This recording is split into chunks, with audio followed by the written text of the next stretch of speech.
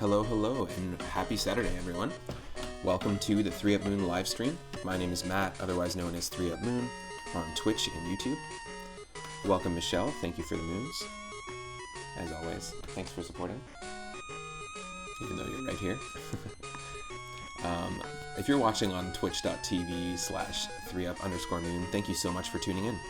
We're going to start today's stream with a little bit of a nostalgic puzzle and arcade style stream on the NES. When I was a kid, my uncle gifted me his original NES collection, which ended up being my first game collection, and it had about 40 games or so in the collection. So I was pretty lucky. I had everything from a Game Genie to a Game Genie code book and a handful of games across different genres.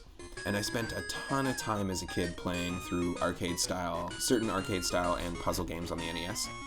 And I was lucky to have got some of those games because some of them are hard to find, and I was lucky to have grown up with them, which is really cool. So we've done a couple streams like this already, where I've been trying to beat my personal best high score in a bunch of these games. On stream, of course, not counting all the hours I've played previous to this. But we've done 2 streams so far, and basically I've set up a roulette wheel that has a handful of games that I owned in that original 40-game collection, and played a bunch as a kid. And we're going to be playing those and let the wheel decide what we're going to play. So we'll be at the whim of the wheel. And this all kind of started because I got to thinking when playing Super Mario Bros. 1 the other day, that's kind of the point when arcade games and console games kind of transitioned. Like, when people started playing Super Mario Bros. 1, no one really cared about their score. Like, maybe in Super Mario Bros. 1 they did, but in Mario 3, there was a score counter. But nobody really cares in terms of like your high score. But it was such a high accolade in the days of arcade gaming. What's your high score in Donkey Kong? What's your high score in Pac-Man? That sort of thing. And I feel like that era is like a little bit lost. The whole high score hype kind of arcade era. And so I figured I'd put together this stream where the wheel will spin. It'll tell us which arcade or puzzle game to play. And we might get the same game twice in the stream, but we'll give like 2 or 3 attempts at the game and try to beat our high score. We do have some high scores on the board right now. Donkey Kong Jr., we've got 52,800 that we can try to beat. That's our personal best. Tetris is 37,735. And we've got Bugs Bunny's Crazy Castle at almost 60,000. And Yoshi's Cookie for 30,300. And even as I'm saying this, it's like, who cares about high scores? It's pretty funny. It's amazing how different gaming has changed in terms of going from like getting your name on that scoreboard and what are you putting your initials basically like in a bowling alley, putting your initials into the high score chart, to getting all the achievements in a game and beating all the post game DLC. It's a very interesting evolution. Now you can watch this on YouTube. If you're watching this after the fact, you're probably watching it on YouTube. And you can watch the other 2 streams, including every single one of my streams in full. And I stream every single day from 1 p.m. Pacific onward. Hope you're having an awesome Saturday. Let's go ahead and spin that wheel and see what game we're going to get first. Now, if you're curious about the music, we've been listening to music from the very first Pokemon pinball game on Game Boy Color. Some really good tunes. Woohoo! Alright, we're going to start with Bugs Bunny's Crazy Castle. We played it last time near the end of the stream. We'll start the stream this time with that. And let's go from there. Let me just save this. Now, Bugs Bunny's Crazy Castle is, in my opinion, it's one of my favorite Looney Tunes games. There's a ton of them out there in our retro viewer request nights on Sundays. The last 2 Sundays we've actually played a couple of Looney Tunes themed games, starring Porky Pig, Tasmanian Devil, and Bugs Bunny, respectively. They're all kind of janky. They were developed by Sunsoft. Really big sprites taking up a lot of the screen. This is a little bit more akin to something like Burger Time or Donkey Kong or Popeye, if you've played those. It's a really fun sort of, I guess it would be like a puzzle arcade platformer is the best way to put it. There's a handful of the games in this series on Game Boy and Game Boy Color. And also, there's a Woody Woodpecker version of this game. Well, it's the same game, just reskinned with a different playable character. But let's load it up and let's try and beat our personal score of 59,900. And if you haven't played it before, I highly recommend checking it out. It'll just be 1 second here, and we will pull the game up. I'm just going to also update my stream info.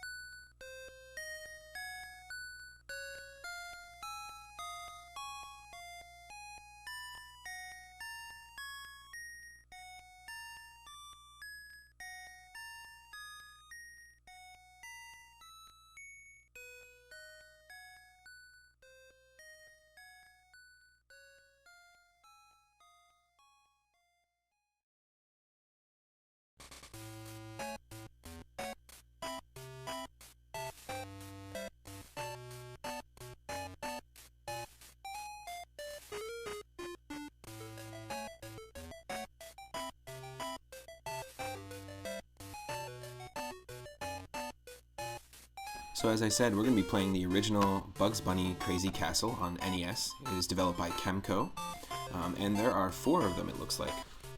4 games in the series. So it'll just be 1 second here and I'll get the game loaded.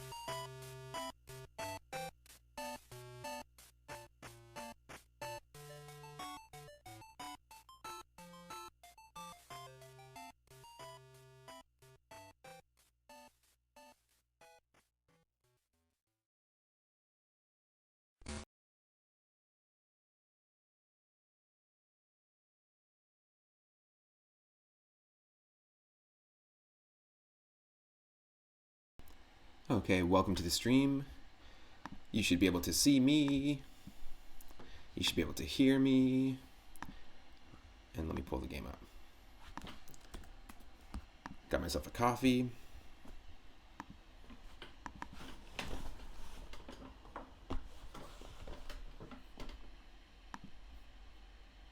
I'm fairly translucent. Oh, you're right. Welcome to the stream, Selbake. Okay, and I'll make sure the audio is doing okay here. Let me fix that. Let me remove the moon. Hello. Happy Saturday. You should see that. You should hear the game, and let me know if I need to adjust the game audio because it might be a little loud. Yeah, 1989, same year I was born. Same year The Wizard came out. Pretty cool. There we go. Alright, so hopefully, yeah, that should be good for audio. Looks okay. And yeah, we have to beat 59,900. Okay. Terrible start.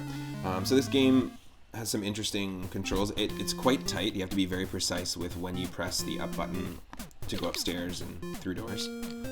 If you're a few pixels off, it'll really kind of mess with you, but you can go downstairs to avoid an enemy at the same time as them, if that makes sense. So watch. See, and then I won't get hit. But we just have to get that timing perfectly right.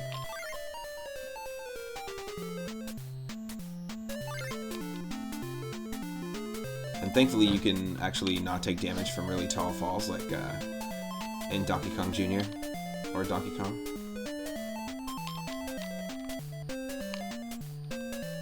Yes.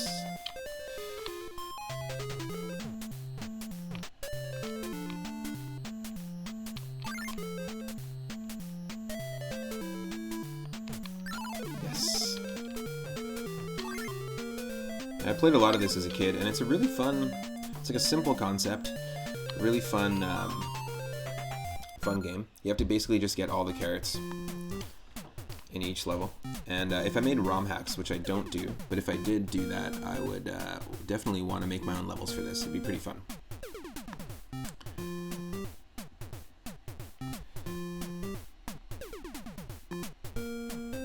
Hold on a second here. Let me just adjust this. Okay, cool.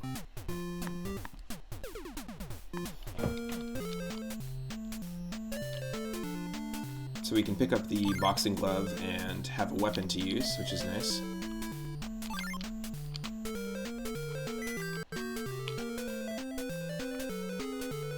Oh, shoot. Also, you can go upstairs one by one like this, but as soon as I go down the stairs, the animation just auto-continues. So it's got some finicky controls with stairs.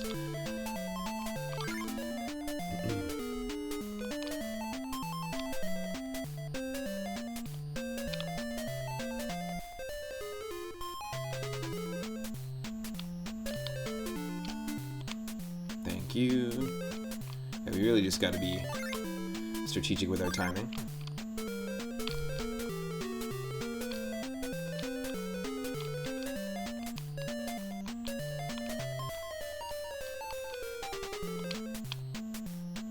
Oh, we are so lucky. I knew it.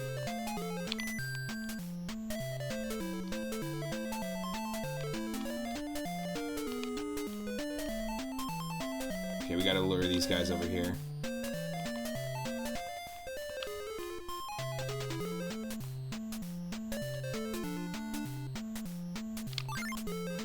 Shoot. No. Just kill me. I gotta start over. Yeah. Yeah. It's quite a fun game. I feel like it's just it can be very addictive.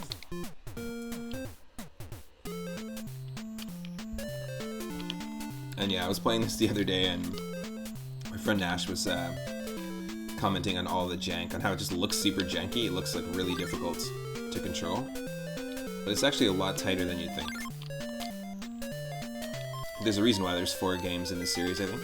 It actually reminds me a lot of the Mario vs. Donkey Kong series. Who basically the grandfather of that series would have been Donkey Kong 94 on Game Boy, which is sort of like a puzzle arcade platformer.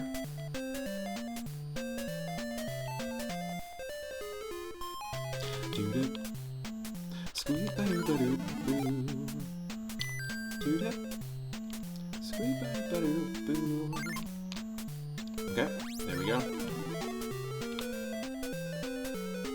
The bricks in this level always remind me of the bricks that Bowser ground pounds, like when you fight Bowser in Super Mario Bros. 3. Totally reminds me of that, and also the Mario 2 tile sets. And back in the day, I used to mess around with like taking fonts from some NES games and putting them into other NES games. So like super basic ROM hacking, like not changing the levels or anything. Maybe changing like the look of a Goomba or something like that. But I remember messing around with this game a lot and changing the font, the different texts in the password screen and stuff like that. There's some utilities out there that let you just kind of replace some of the graphics and redraw some of the graphics as well. Ooh, that's close. We got this. That's got him. That was good. That was a good combo.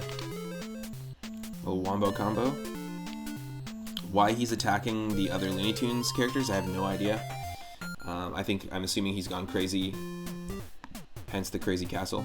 But there is a spin-off of this called Bugs Bunny's Birthday Blowout, which is basically the same type of game, just different levels. Same style of game. And basically, Bugs Bunny is chasing down instead of killing them, he's chasing them down and handing them invitations to his birthday, because he just really wants them to come to his birthday. It's pretty stupid. Oop. It's completely out of character as well. Bugs Bunny, I don't think would give a shit if anyone came to his birthday. Seems like an independent woman. Oop. Boom. This little ink bottle is actually invincibility. And you get a 1-up every single time you clear a stage, so that's kind of nice. It becomes necessary later on.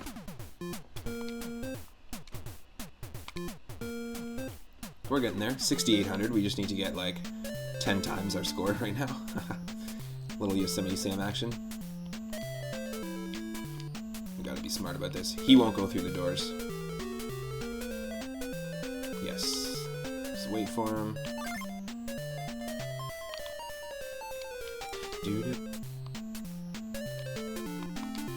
So you can't carry over like weapons like the boxing glove from other levels.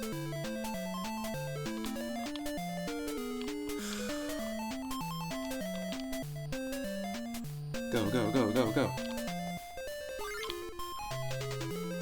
You just gotta get a feel for the timing of the game, really. Like how the characters move.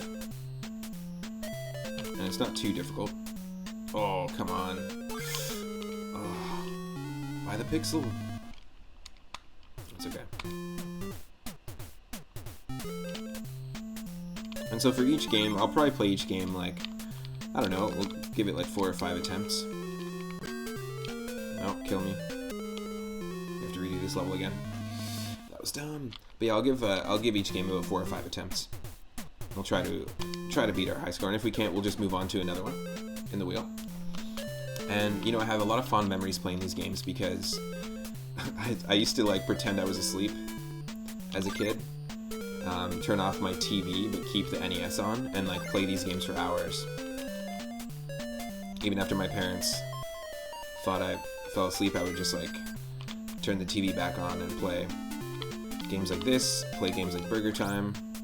Oh shoot, that was dumb of me. Basically every game on the list here was a game that I like rushed home to play after school or played late at night.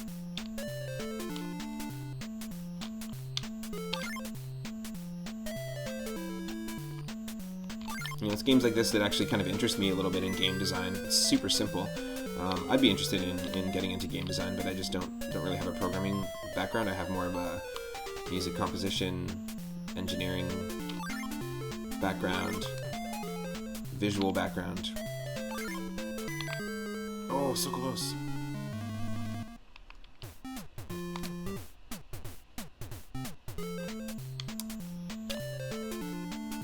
Yeah, we're gonna lose a lot of our lives here, which is not good.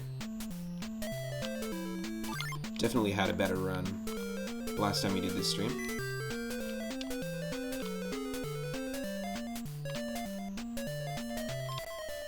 I don't know what happened there, but there was some audio glitch. That was awesome. The song got derpy.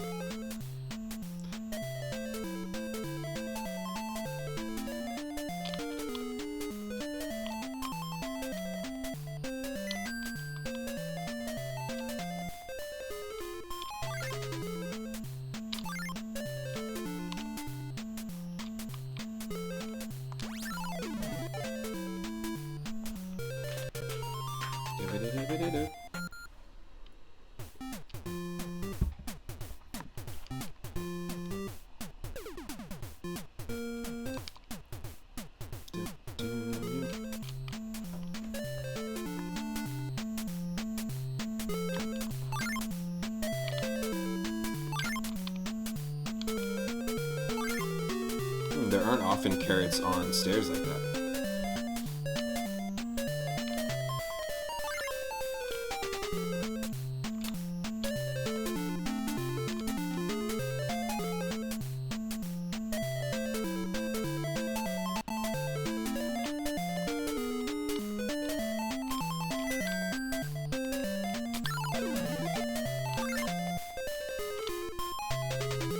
Nope, nope, nope.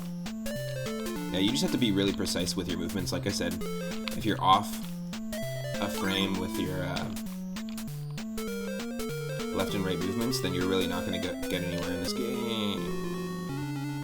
That sucks. Game. Oh well. Yeah, we might have to even start from the top on this one. What's going on here?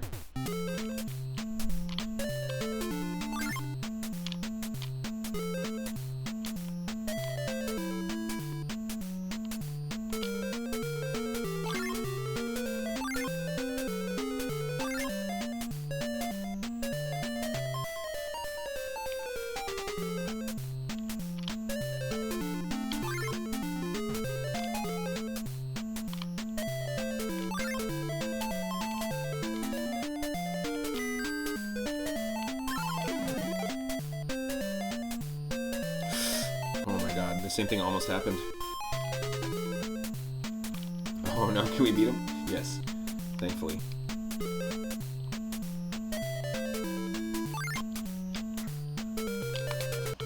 There we go. Wow.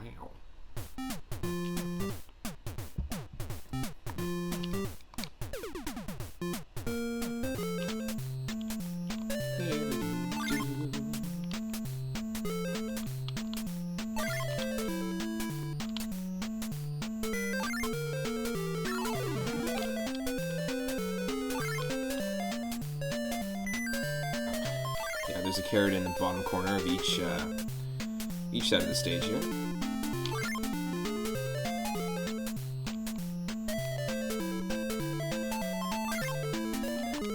Oh, come on.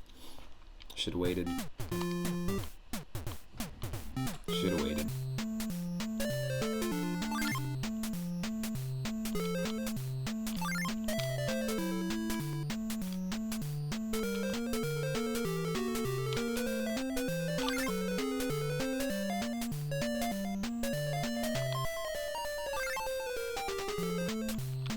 Holy shit.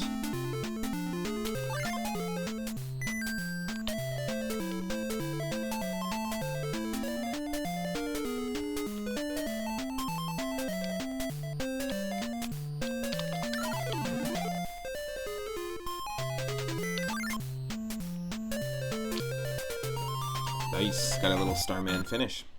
Ink bottle finish.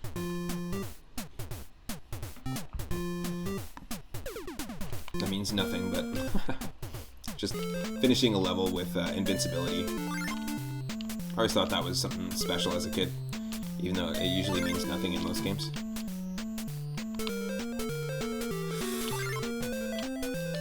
Run, run, run, run, run, run.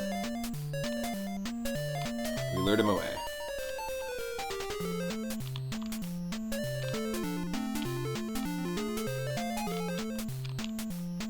Shoot.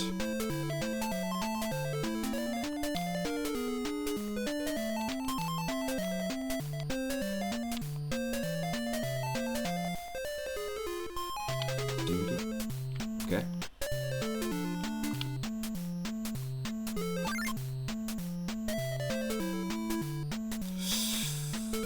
Just making it, just making it, just making it.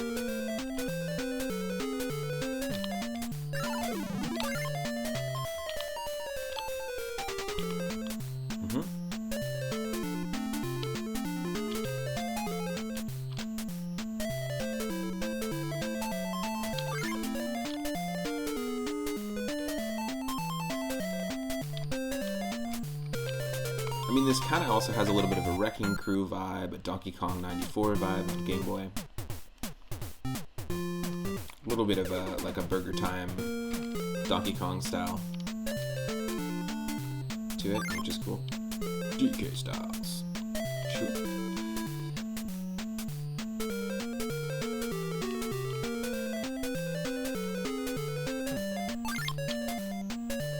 Holy crap.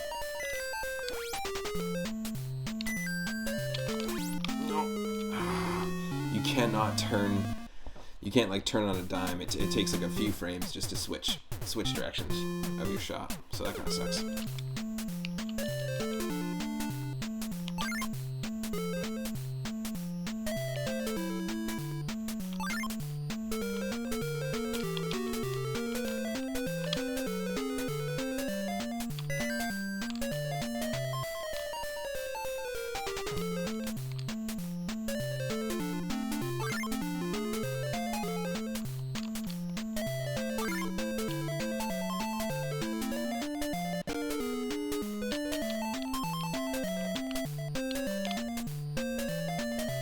No.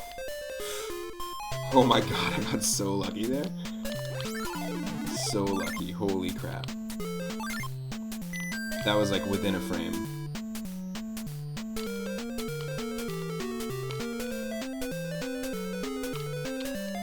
Screwed. Oh my god. You sure? I don't know what happened there again. We got ultra lucky. The AI just got stuck on that move, and unfortunately for them, it screwed up. Squip.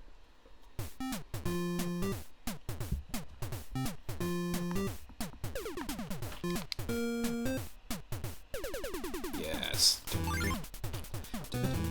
Favorite music in the game? This level clearly inspired by games like Teenage Mutant Ninja Turtles. Little double dragon action. Looks like something out of an old Mario Brothers arcade cabinet as well. But yeah, epic music. This will be a super fun one to drum to.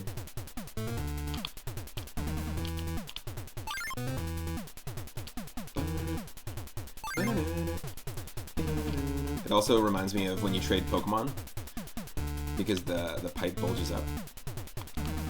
Ooh. No! Oh my god, that was so lucky.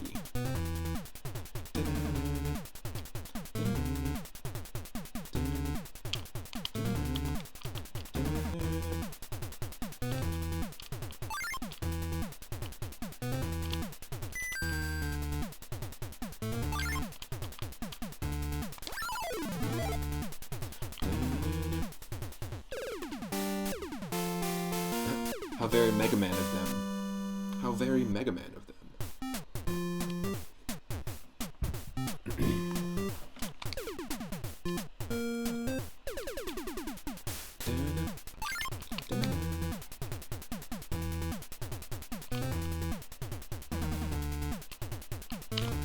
Oh shoot, look at that Wily. That Wily motherfucker. Come on.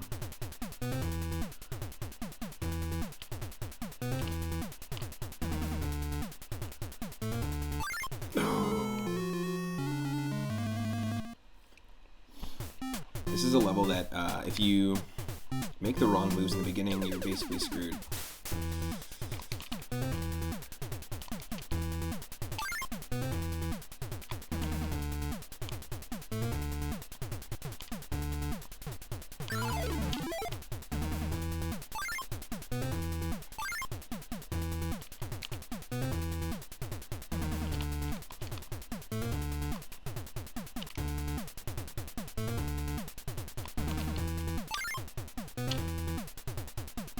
Yes, please.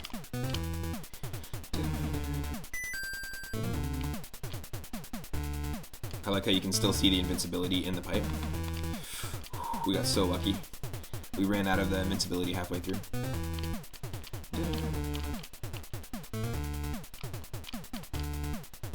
I want to get rid of Wily Coyote because he's a little tougher to deal with. Oh, damn it.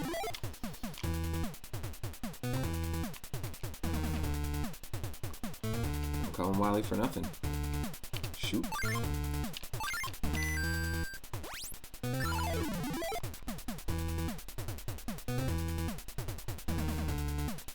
Nice.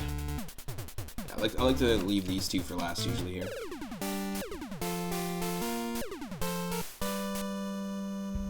I would love to see a Bugs Bunny hack of, like a Looney Tunes hack of Mega Man 1, where the Robot Masters are like the Tasmanian Devil, Daffy Duck, Sylvester, Tweety, because he seems to like constantly fight the other characters in most of the games that Bugs is in, at least that I've played. Now, I'm really stoked for tomorrow. Tomorrow is, as always, I stream every single day from 1 p.m. Pacific onward. And tomorrow, being Sunday, is our retro viewer request night. And so you can request, using 4200 Moonstones, any game on Game Boy, Game Boy Color, Game Boy Advance, NES, SNES, or Sega Genesis, and I will play it. I'll give it an honest shot on stream. We've had some really, really fun ones the last couple Sundays, and I highly encourage people to request a game at any time. You don't have to wait for Sunday to do so. But yeah, we have Double Dribble on the NES that has been requested. We have a mystery game that has been gifted to me on Steam. It's a classic game by, I'm not sure actually who it's by. It's from Stegosaurus McCartney, who redeemed it. But it's interesting. It's kind of like a surprise.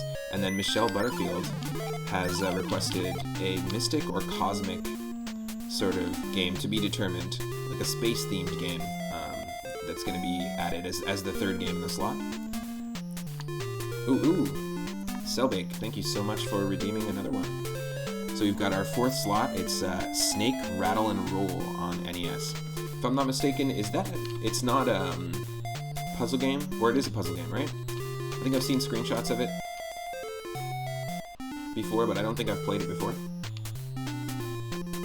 feel like that should be the title of the song we're listening to right now. Snake, Rattle, and Roll. It's like a little knockoff rock and roll tune. Sweet, I'm going to add that to the list. Thank you for the redeem. I had a blast playing last time. We played Super Strike Eagle, also redeemed by Selbake, and it was really fun. It's a game that, it was tough. It was a tough game, but it's a game that kind of blends that like flight simulator 1v1 sort of like fighting, like fighter jet kind of battle, and then like overview, like top-down view shooters as well. It was kind of cool. I actually played it a little more after the stream. Ooh, Snake, Rattle, and Roll. It's more platform than puzzle, but puzzle elements for sure. Cool. Well, let me just add it into the list here. Just a second here.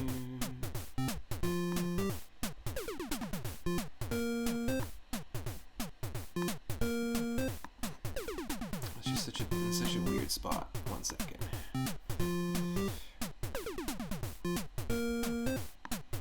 There we go.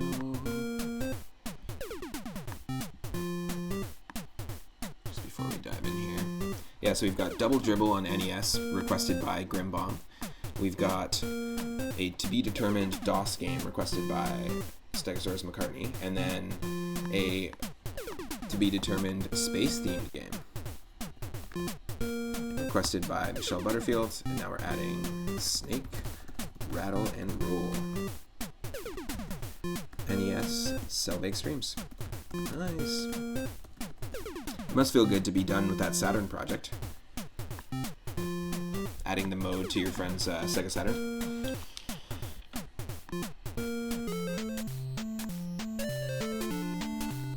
Nice. I'm excited to dive into that.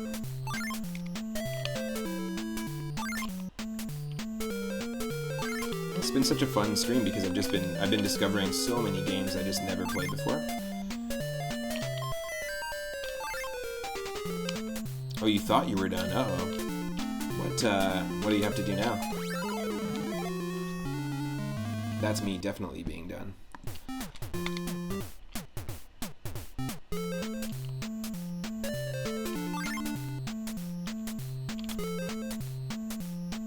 Is it not working properly, or just more troubleshooting to be done?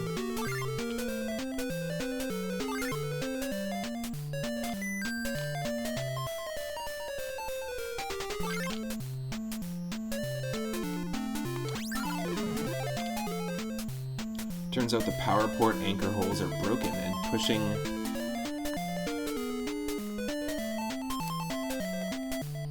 the power cord into the system bent it back enough for a metal part to hit another metal part, and it blew a fuse in your house. Oh no!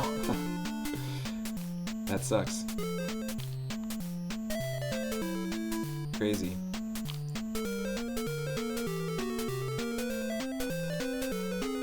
So you need to find a simple nut and bolt solution to anchor that thing to the case. Nice. But at least you know what's causing it, right? You know what the fix is.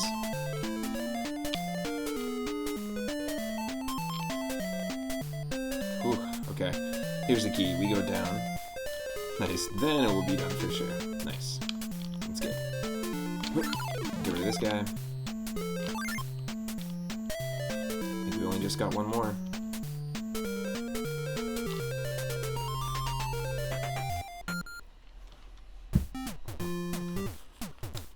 The screw holes that anchor it to the shell are plumb broke on each side of the port. Ooh. Now, was this a Saturn that your friend was using regularly, or was this a Saturn that was sort of needing to be refurbished?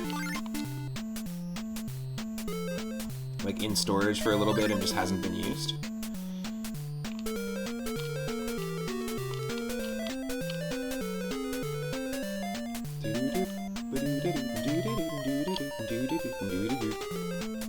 Alright. It's his secondary Saturn that he got really cheap off some guy several years ago. So probably it wasn't super well taken care of. But then again, how much is a Saturn worth these days in comparison to a few years ago? Nice. Once you're finished, it will become his primary. Awesome. Well, I think it's really cool that you can... So basically, it's just going to allow it to kind of act a little more like a modern console. That's how you were describing it?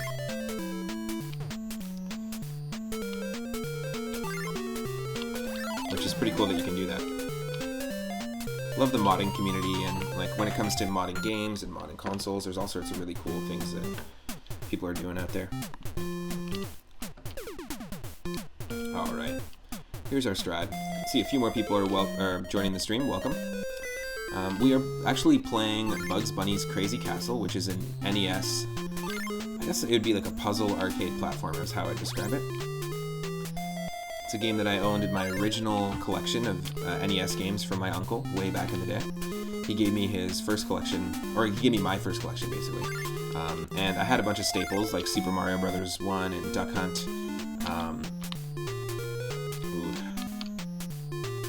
This is a toughie. And yeah, I played a ton of puzzle and arcade style games as a kid. That came in that collection that I was really lucky to have been exposed to as a kid. And so, for example, like rare games like 3D World Runner, which is really tough to come by, I had that one. Games like this, Adventures of Lolo 2, and what we're doing right now is we're letting a roulette wheel decide which game we're playing next. And here, I'll just pause it really quick. The games that we have on the roulette wheel,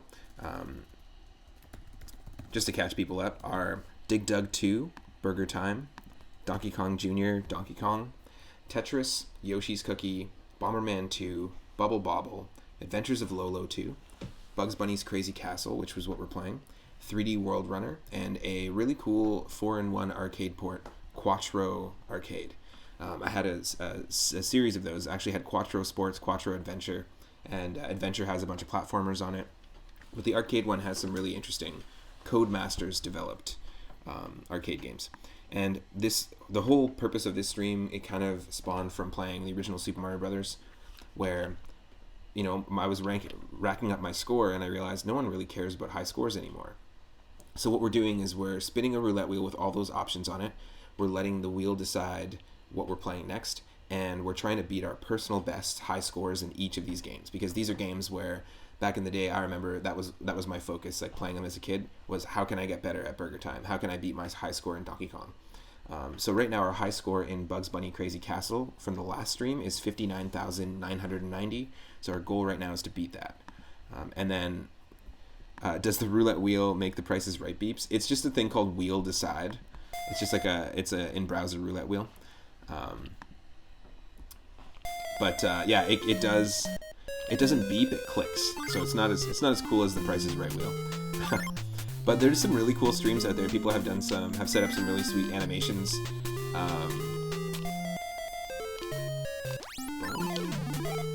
And animated roulette wheels for their streams. Actually, I'm using Streamlabs and OBS. So I'm using Streamlabs for some alerts for when people follow and subscribe and donate bits and host. They all show up right underneath my webcam. But unfortunately, I'm also using Mac, the Mac operating system Big Sur, and it's too new and has too little third-party support, unfortunately, to be able to do some of the animated stuff that I want to do on the channel. Some of the visual stuff. I just need to either wait until they fix the bugs, because it does crash OBS when I try to use a lot of different sources. But it only has to do with my operating system, because Mac just made the decision to remove a lot, like basically all third-party support for this. Should have gone Windows. Well, honestly, I didn't own a computer at all, and my partner's mom was getting a brand new Mac, and her Mac was in great shape. And I haven't owned a computer for about 7 years, because I spent a lot of time performing as a drummer in multiple different bands and booking and curating concerts at a local all-ages venue, plus doing the live sound. So my life was mostly not in gaming, but in music. And because of COVID, everything kind of changed there. As a session drummer, a concert promoter, everything kind of stopped. And, doing, like, doing gatherings of people, basically, like, we'd have, like, 100 people come a night, and you'd have 3 or 4 shows a night, or 3 or 4 shows a week, rather. So I was quite busy. You already have Windows, joke.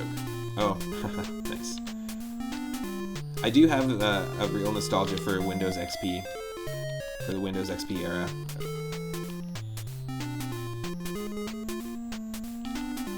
It's the system I had when I first learned how to do sound editing and flash animations, when I first learned how to make music, before I went to school for sound engineering and composition.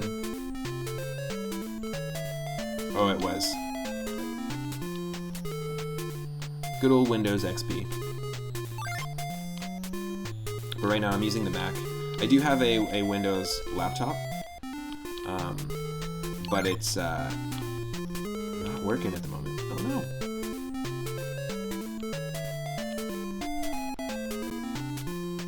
This is tough.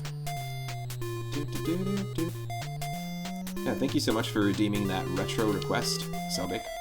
I'm excited for tomorrow.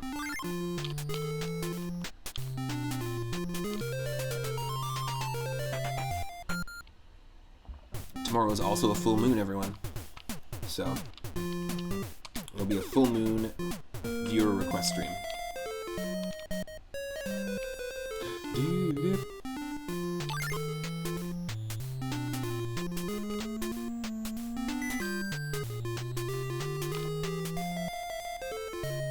That sucks. That was a waste of invincibility.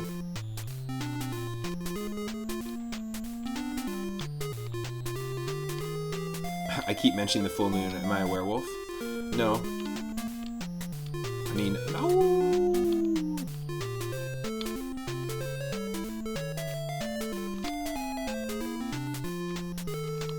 Nah, I just think full moons are cool. 3-up moons are cool. Oh.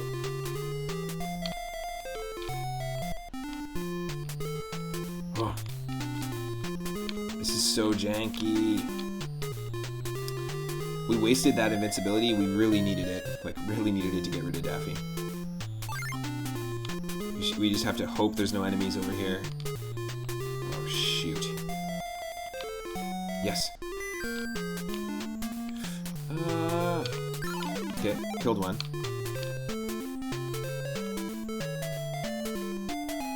Killed two? Yes.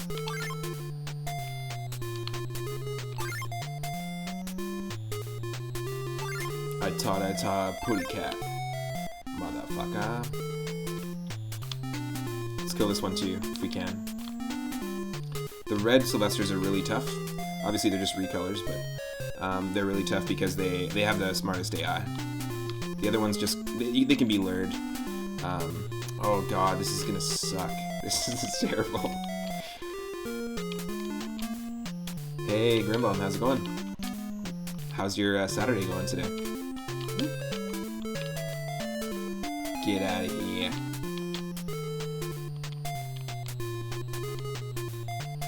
Alright, come this way. Damn, we don't have anything. Good, that's good to hear. I'm excited to dive into the viewer request night tomorrow. Let's start off with Double Dribble. Thank you for the redeem, by the way. Fixing your emotes. I saw that you added a new emote, man. Is that the King Slime emote?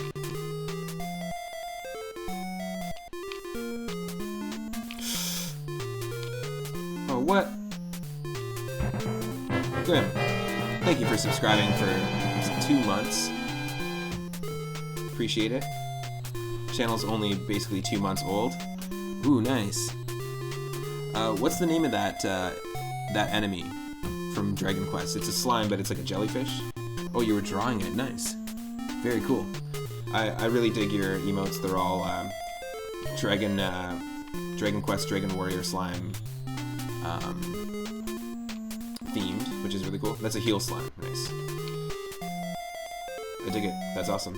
And thank you so much for the sub. Really appreciate it. Woo. How are we gonna do this? There's a way. No. I have to not take the stairs.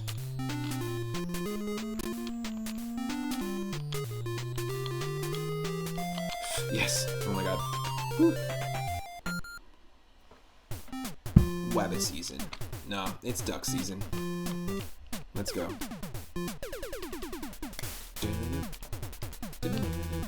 Best music in the game, every time. Thank you.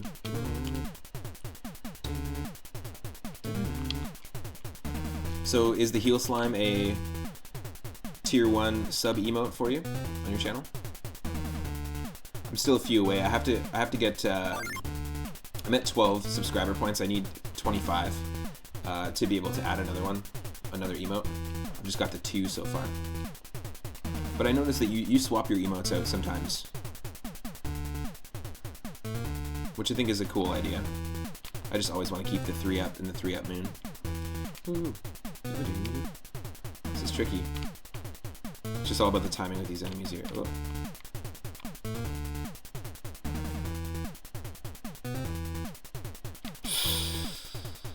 No?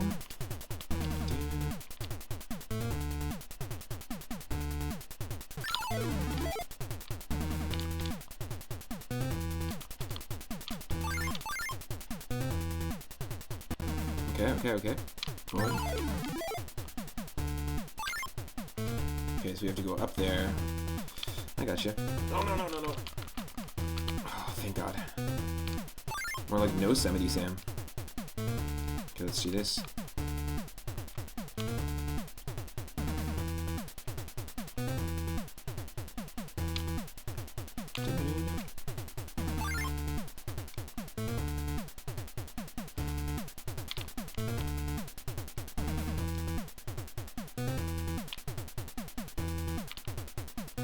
I love the classic Looney Tunes cartoons, so I spent a lot of time with this. I grew up watching a lot of 30s cartoons and 40s cartoons from the Flesher studios, like Popeye, Betty Boop, Coco the Clown, like 20s cartoons and stuff like that, as well as early Merry Melodies cartoons, that started Bosco, which eventually evolved into the first appearance of Porky Pig and Daffy Duck and Bugs Bunny, and then evolved into Looney Tunes. If you ever get the opportunity, highly recommend watching all the Looney Tunes, the Merry Melodies and Looney Tunes cartoons in succession if you can. They're really cool. There's a really cool evolution. If you're interested in character design at all or classic animation, like you'd see in a game like Cuphead or something like that, highly recommend it. You can learn a lot just from watching. If you're into voice acting, it's a great thing to check out. If you're into painting, the backdrops are fantastic. Once you get into like the late 30s, mid 40s era, as well as some of the 50s stuff. Really cool, artful backdrops. So one of my favorite things about old classic cartoons is the paintings and the scenery. I don't know. No, I think I want to do this. Let's lure the cat all the way to the other side. Oh, shoot. Okay, let's do this. Come on. Thank you.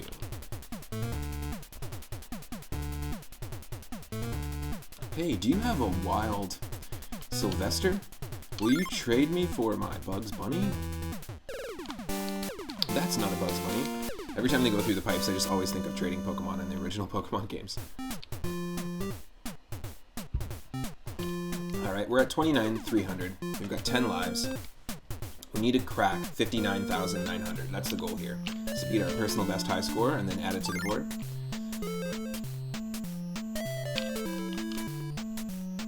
Whoa! Alright, we got 9 lives. Bugs cat. Bugs the cat. Oop.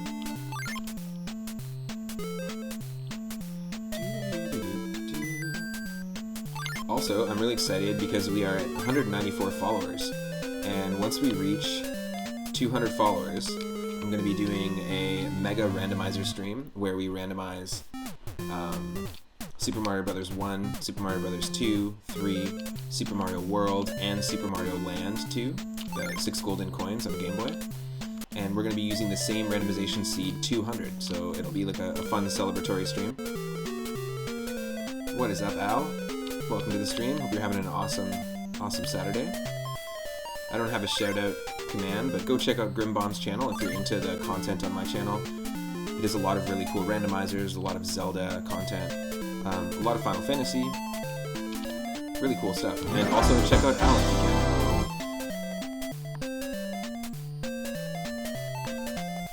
Thank you for the host. Grimbomb, thank you, thank you.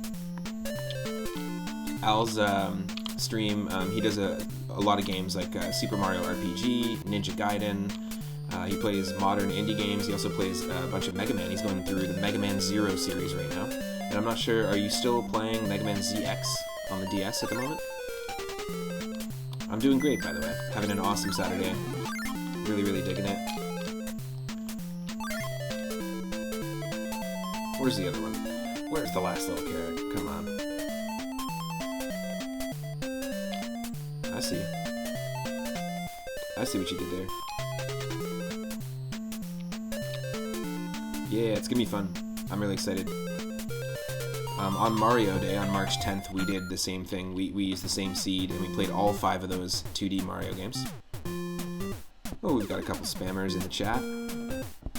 If someone wants to report those folks, they can. I don't have any mods yet.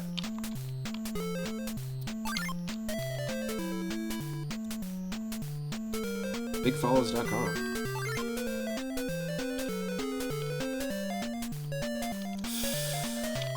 Shoot. That's tricky. Maybe we wait for let's try a different strat here.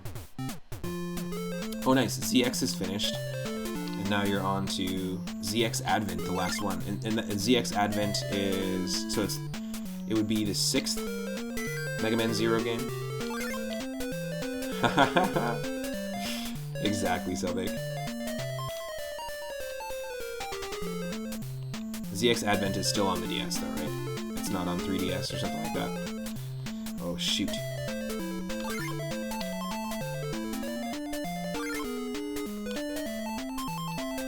Oh goddamn.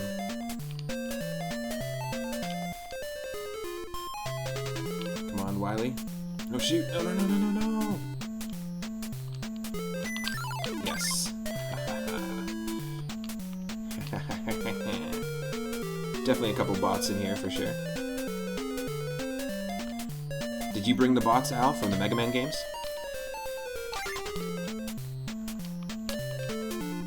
Holy crap, that was so lucky.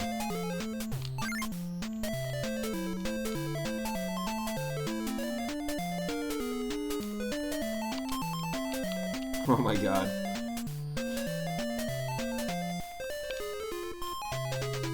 Did we leave one down at the bottom? I think we did. No, we didn't. Okay, cool. Sometimes the strat is to just walk completely away from the enemies. I like these vertical levels as well. But honestly, really good level design in this. It's super simple. Really addictive. Ugh. Yes.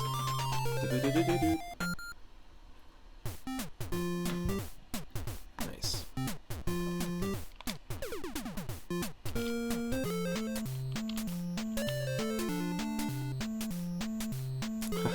Maybe they followed you. Dr. Wowie. It's Dr. Wowie. Thank you for the host, Al. I appreciate it. Like I said, go check out Al and Grimbomb's channel if you can. Give him a follow. Really great folks. Also fellow Canadians. Woo. Lord of the streamers, the fellow Canadians of the ring. Ooh. Holy crap. No. You're not Canadian? Don't you live super close?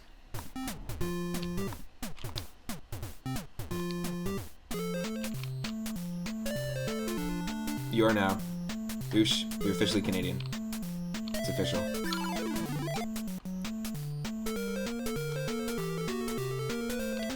Because I say so, eh?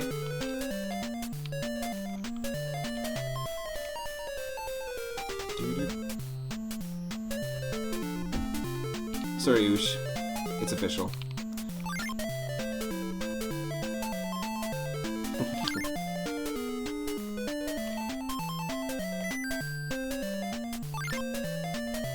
Ah, yeah. So he's living real close then. Grim Bomb, eh? Oh, no! Damn. We got 7 lives, though.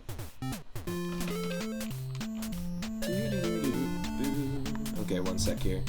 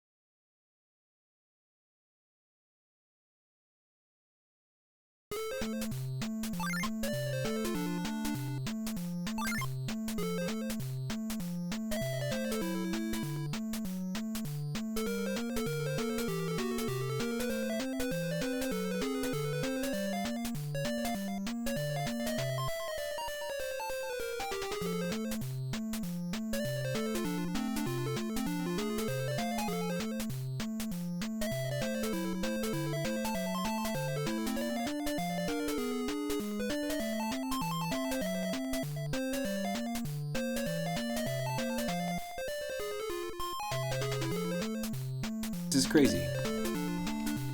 This timing is nuts. Okay, just wait for Yosemite Sam. No! This is absolutely nuts. I can't go left, right? I have to go this way. Oh no, get out of here. No, I was hoping he was gonna go a little further. Damn, yeah, you can't really predict the AI in you can with some of them, but you can't with some other enemies. Daffy Duck's a little tough to deal with. There we go. Heck yeah.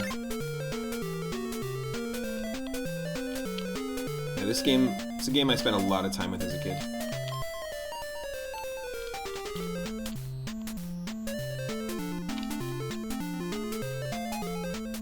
Yeah, let's do that last. Take the right strat.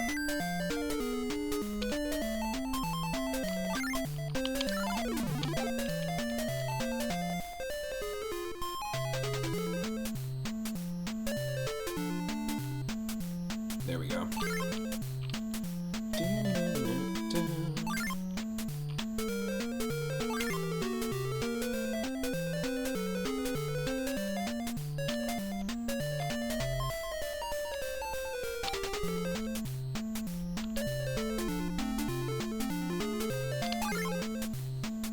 Okay, last one here.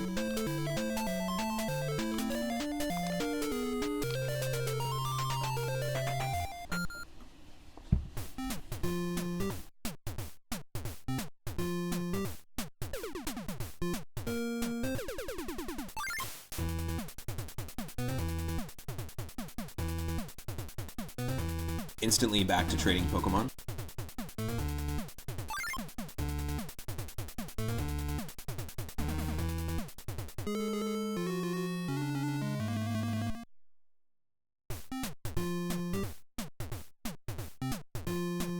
Okay, we're at 37,900. We need to crack 69, or sorry, 59,900 is our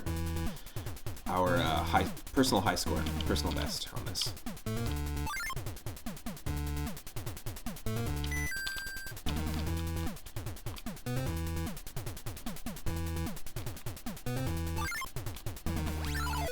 Yes. 69. No, 59. There's a Freudian nip slip. Oh. I'm dead.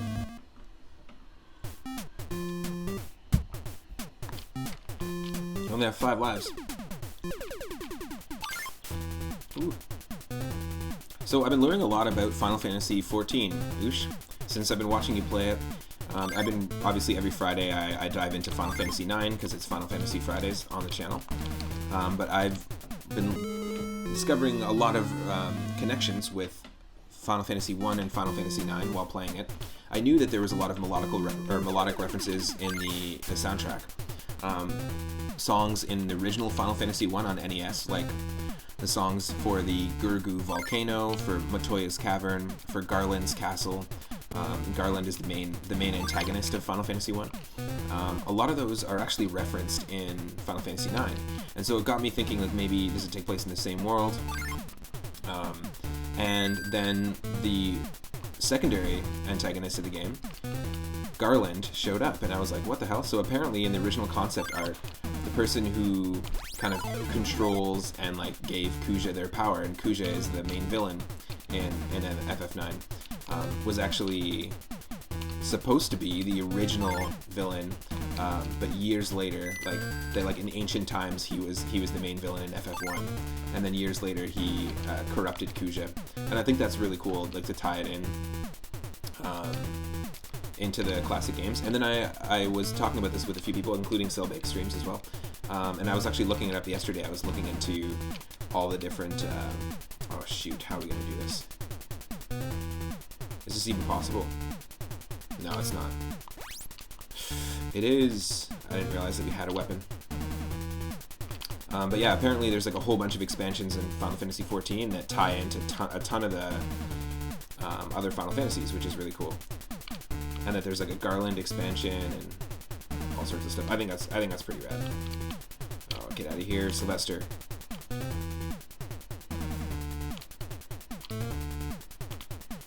Yes, okay. We got this. Just all about the timing. But yeah, Final Fantasy XIV looks pretty cool. The visuals kind of throw me off a little bit, just a touch. But the next expansion is releasing later this year, is heavily Final Fantasy IV themed. Nice. The Gold Bez expansion, perhaps. Yeah, you said, Selbake, that there's also a... They use Magitech.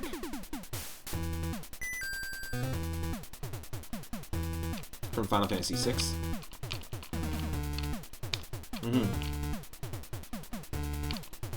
Yeah, it looks like you're having a blast with it.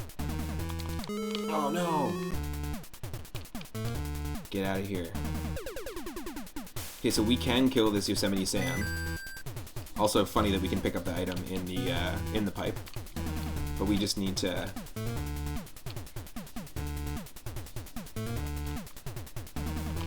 Yes, there we go. Holy shit.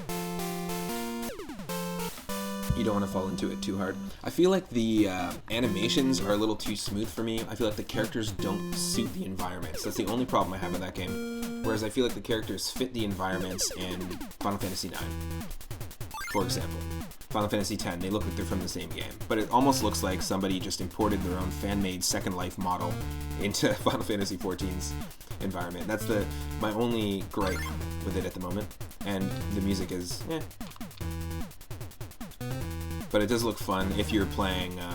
I feel like it's the kind of game you gotta play with friends. You gotta just hang out and do the multiplayer thing. It's the only way to do it.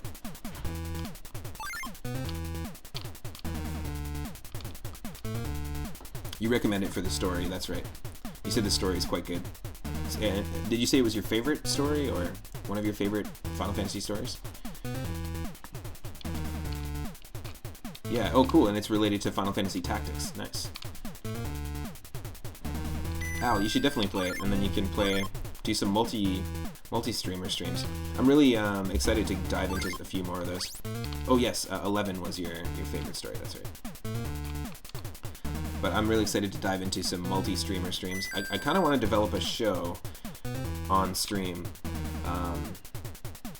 that I can host, where I can have other streamers enter competitions where they have to like beat a boss within a certain time limit, reach a certain level, warpless in a particular game, and then race another game.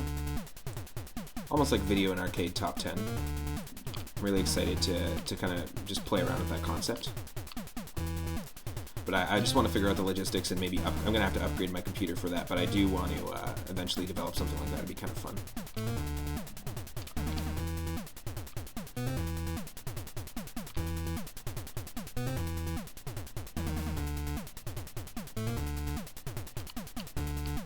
Cool. Okay, so I think I can race it here. There's a series of raids that are literally a take on Tactics Story formatted to the first, or to fit Final Fantasy IV's canon. Cool. Oh, this sucks. Kill me. I unnecessarily clicked that load state button. Just got cut by that double-edged sword.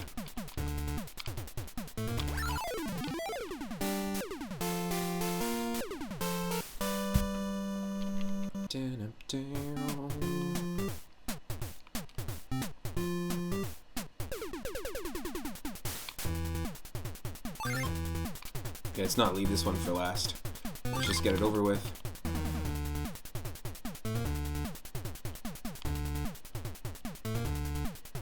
Yeah, this is perfect. We do this. Go down.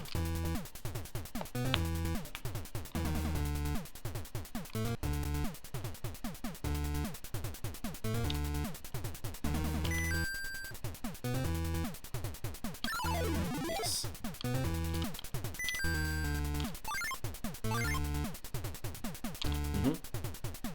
Now there are lots of other puzzle games and arcade games on the NES. I just didn't own them. So I'm only, like I said, the ones in the list are just the ones that I had in my original NES collection of about 40 games that I got from my uncle.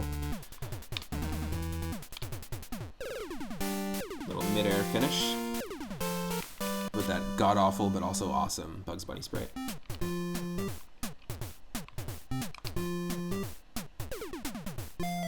I want to also say thanks to the most recent followers of the channel and subscribers. Again, thank you so much to Grimbomb for continuing that sub. And I want to say thanks to those who have been making one-time donations via PayPal. You can actually do it aside from Twitch if you want to help support the channel and help me grow the channel and keep it going in terms of daily streams every single day from 1 p.m.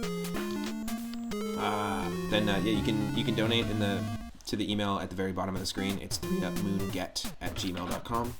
You can use PayPal for that. You can also become a patron of the channel and get access to some really cool exclusive 3Up Moon merch designed by Lucas Bell.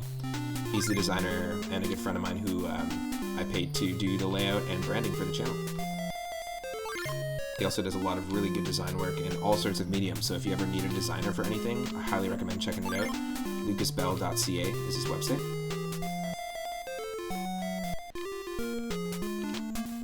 Cool. Come on.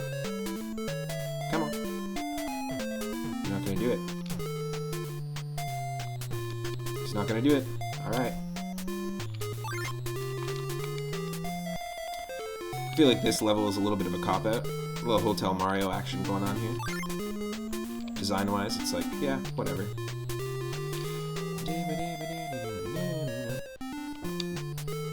Yes! All the levels have been quite well designed so far.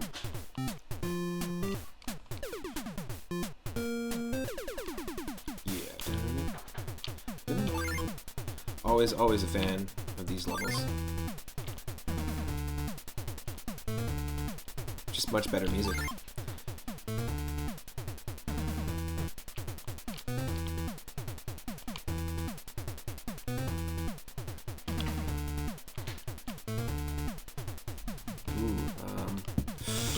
Damn.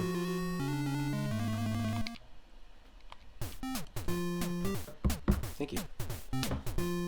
Get some water going.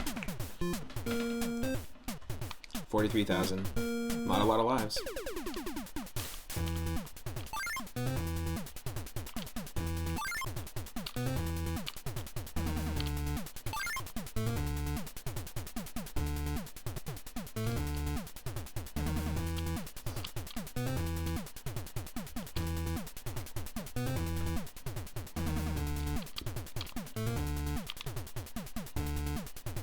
I actually never owned Final Fantasy Tactics for PlayStation, but I did play Tactics Advance. A friend of mine lent me his copy for several months, actually.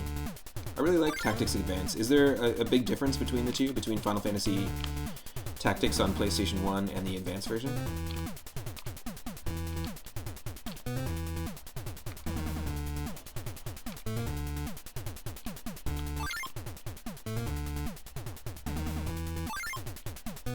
Ooh, I want to do something real quick because I had the in the last stream. I should have done this earlier, but in the last stream we had this little fun little shader. There we go. That's what I'm talking about. We're doing a retro NES style stream. That's what I'm feeling right there. We need a little bit of that. A little bit of that VHS vibe.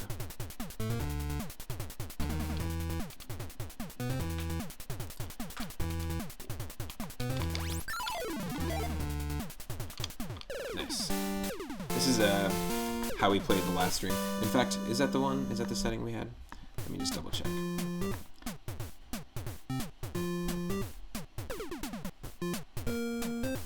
No, I think it was this one. There we go. No scan lines. There we go.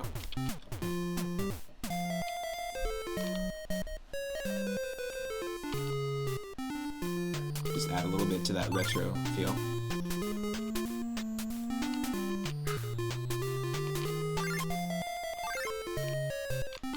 Now, everyone in the chat, like, do you have any memories specifically? Like, these games are ones that I spent a ton of time with as a kid. What games did you on the NES? Do you have any memories of, like, your very first game collection or your very first game console? Was it a Sega Master System? Was it a TurboGrafx? Chime into the chat, let me know. These games, just for some reason, they stuck with me.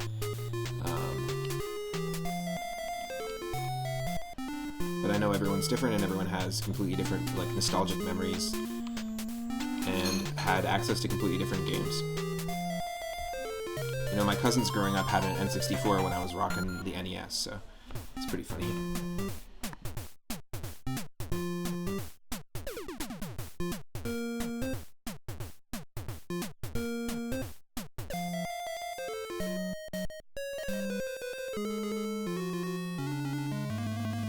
Here, 1 second, I'm just going to take a moment.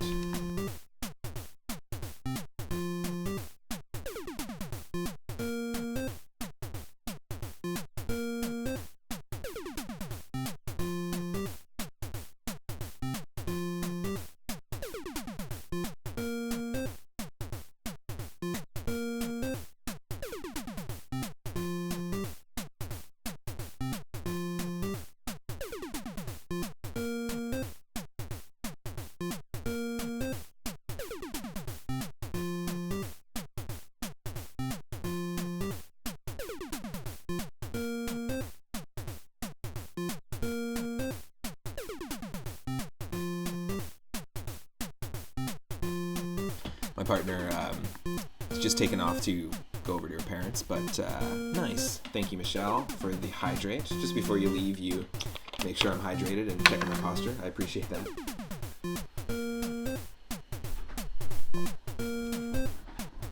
Thanks for the hydrate and posture check.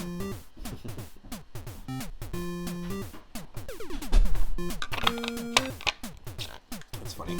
Okay. I'm just going to refresh this stream manager and keep going. We're at 45,000, so I want to at least keep playing this until we beat our high score and go as far as we can.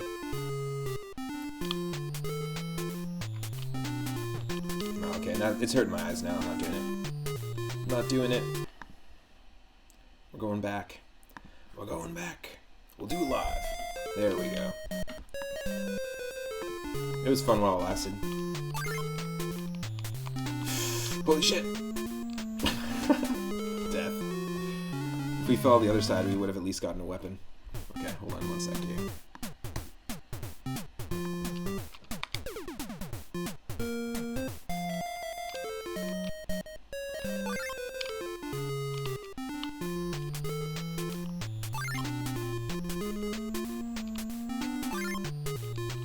Oh, shoot.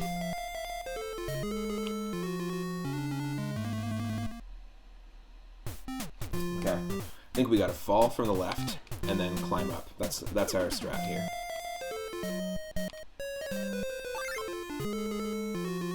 Oh my god. Come on.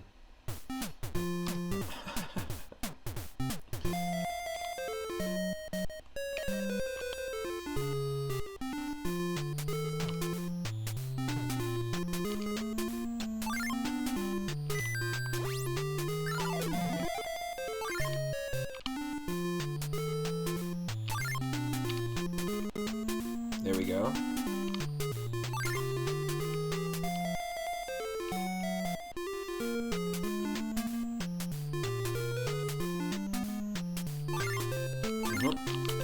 Back. Yep. Here we go. Mid-air finish.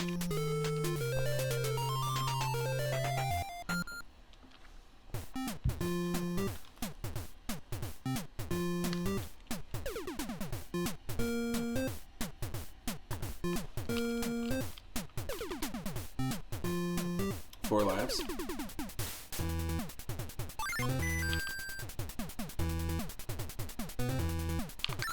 Holy shit, that was crazy. What is this? Kaizo Bugs Bunny's Crazy Castle? Bugs Bunny's Kaizo Castle?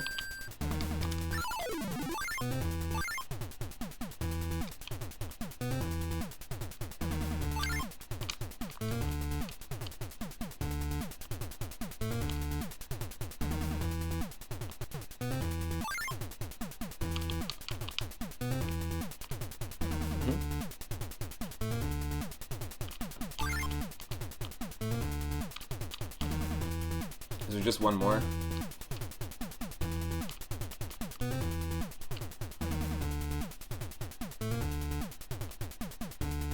Yes. Oh, cool. I just saw that. Message. So Cellbake, you basically replace the hard drive, or you replace the disk drive in your friend's Sega Saturn. I guess I just missed that message. You replace the disk drive with a hard drive, and he's got a wireless Bluetooth controller. That's a pretty cool mod to a Sega Saturn. Michelle, we'll see you very soon. I'm very excited for the Mario Golf co-op stream. Absolutely. It's going to be super fun. I've been doing a regular stream every Saturday evening with my partner Michelle on stream. We've been doing Mario Golf 64, just trying to unlock characters and courses and just get better at the game. So yeah, it's been super fun, very casual sort of hangout vibe. That'll be later tonight. You can watch our other streams. Oh yes, we got so lucky. You can watch our other streams on YouTube. They're all uploaded there so far. Just the ones we've got done so far. Okay. Holy shit. Holy shit. Okay, that's not good.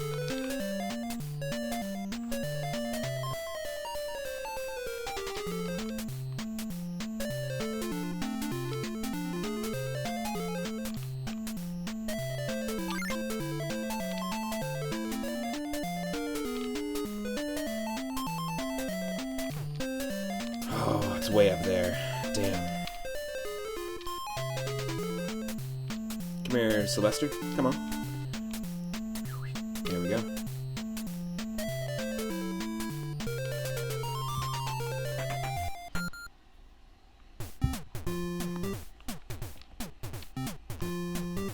Hope you have a great day, Michelle.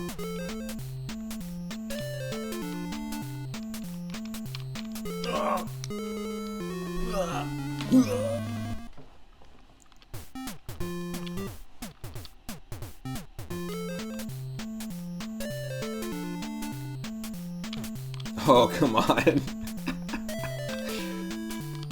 That doesn't kill him. Well, what a waste. No. The red Sylvesters are a little faster. Sorry, sir, you've got a bad case of the red Sylvesters. Take these pills and call me in the morning.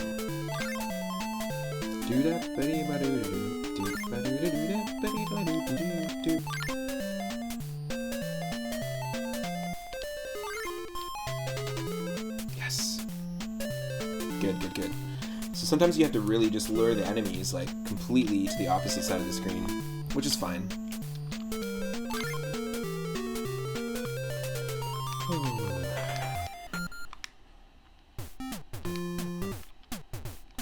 49,400. Gotta do a few more combo moves here. We get points for killing enemies too, so if we can kill them, that is key. Whether we're using the boxes or the safes or anvils, or the 10-ton weights. We got 500 for that. That's pretty decent. Holy shit.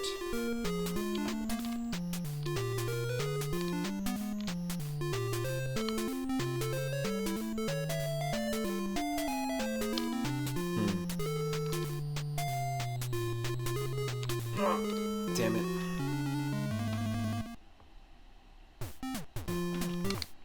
We're so close. We're so close to beating the high score.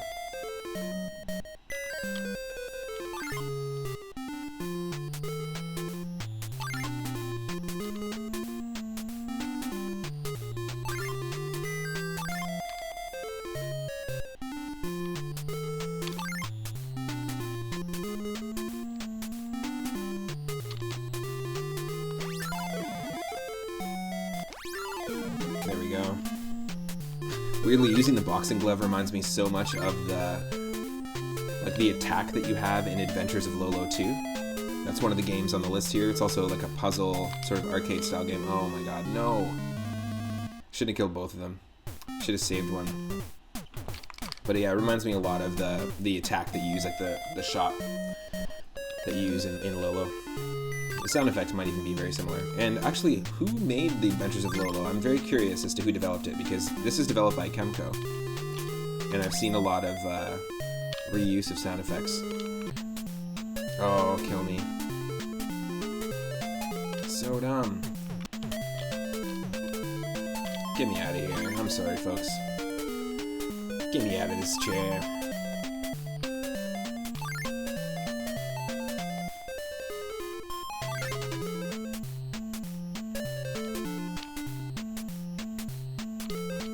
It's nonsense.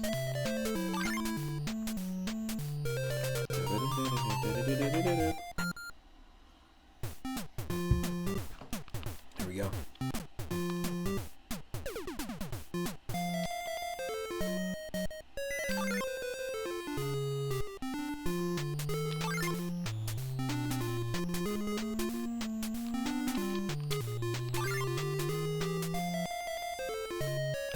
Let's just clear these so we don't have to come back. That's the key. That's the strat we're going for here.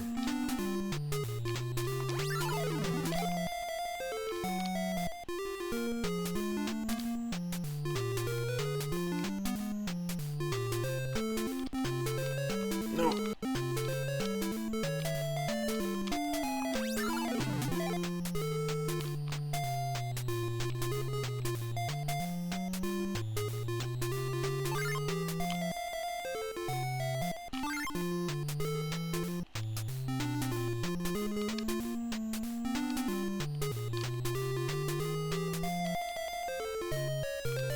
Oh, yep. 51-100. Okay, here we go. Sorry, I had to backwards our way and redo a few of those levels. This is dumb of me, unnecessary. That's okay.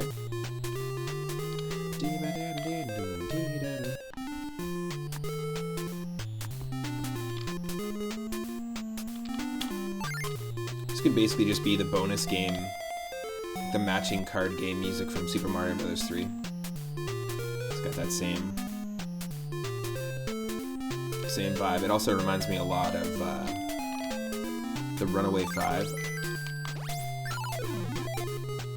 in Earthbound, that like Blues Brothers-esque band that you go see.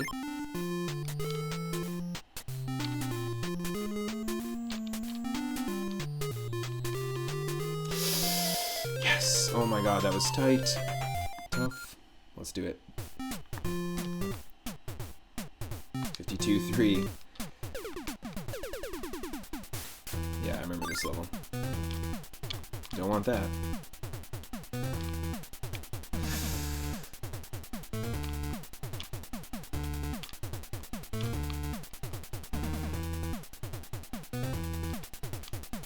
If we get the no carrot, we will die. It's insta-death.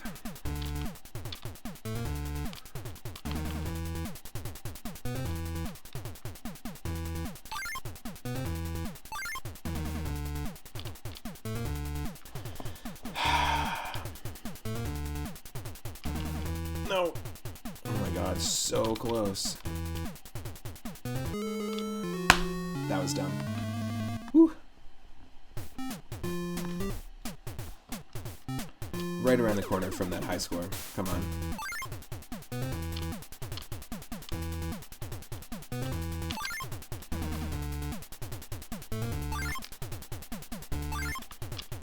No. Ugh. Nope. We're dead. Oh, that's tough, tough, tough. Tough timing.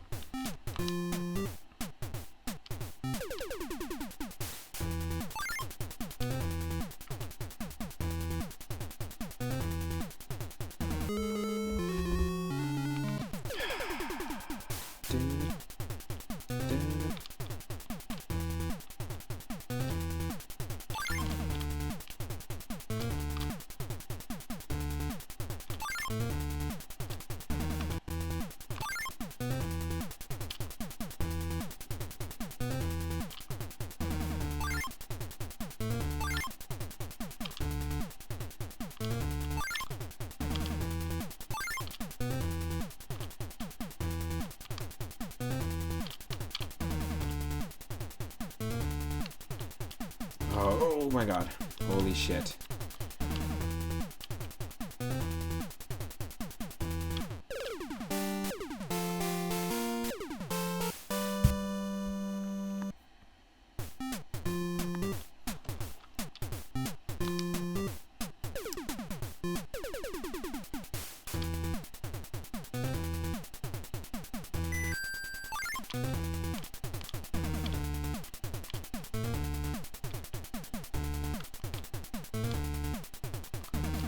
Before I do this.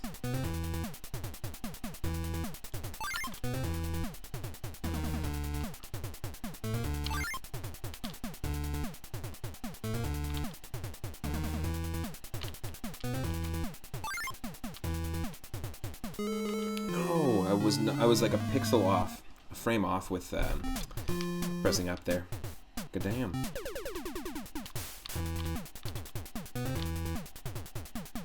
So lucky.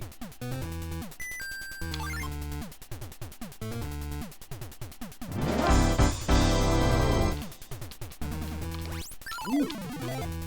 Abby Jams. Abby, how's it going? Thank you for the host.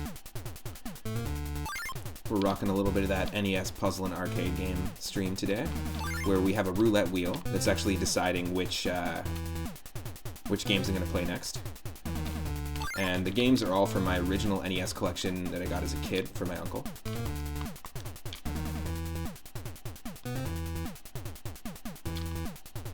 And this is the first game in the stream. We got Bugs Bunny's Crazy Castle, and we're trying to beat our personal best high scores in each of the games. That's the goal. Our high score in this is 59,900, so we will see. We're right around the corner from it. We're at least beating it and trying to improve.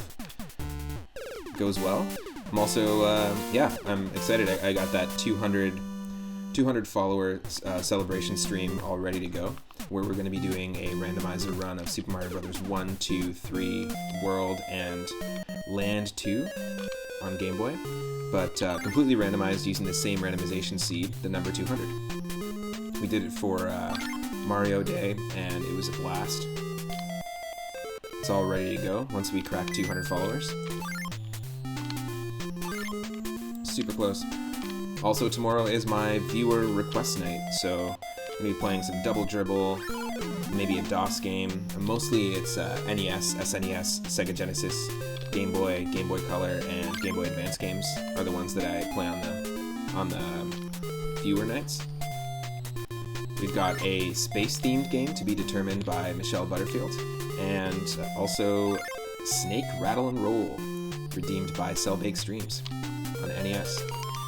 It's a puzzle platformer, I guess. Haven't played it. I've heard of it. Definitely heard of it. Hope you're having an awesome Saturday. You got one. Oh no. You have one island left in Adventure Island 2, it seems, which is pretty cool. Such a fun game. Oh no. Shouldn't have gone there. You just got done kind of working for a few hours. Nice. yeah, feel free to redeem a game if there's something you have in mind from any of those consoles, any of the Game Boys. Shoot. We got double semestered there. But yeah, any of the Game Boy consoles, or NES, SNES, or Sega Genesis.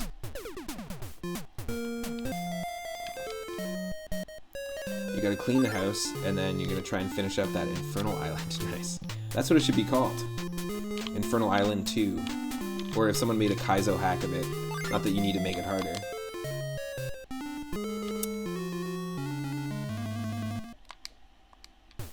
Super Infernal Island.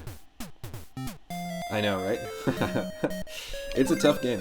You know what though, like, once you get used to the forward momentum of how Master Higgins controls, like, do you find that Wonder Boy controls any differently than when you're playing? Because I know you just played Wonder Boy, and like, what's your comparison in terms of just recently, like, freshly playing both of them? Do you find that one controls differently than the other, better than the other? That was so lucky. I'm not a huge fan of the momentum in Adventure Island 1, which is part of the reason I think I mentioned I wouldn't really recommend 1. They feel very much the same. Nice, cool. Like the jump arc and the speed you get from running. When you hold the jump button, you get a little bit extra height. But you don't get any like forward. There's not a lot of like forward momentum with your jumps. It's a lot of it's really like height based. The levels and enemies change things up a bit, for sure, yeah, because they're different levels. But Adventure Island 3 is actually not that bad. You should definitely check it out when you get a chance. It's actually a little more refined than 2. 2 I feel really nostalgic towards, but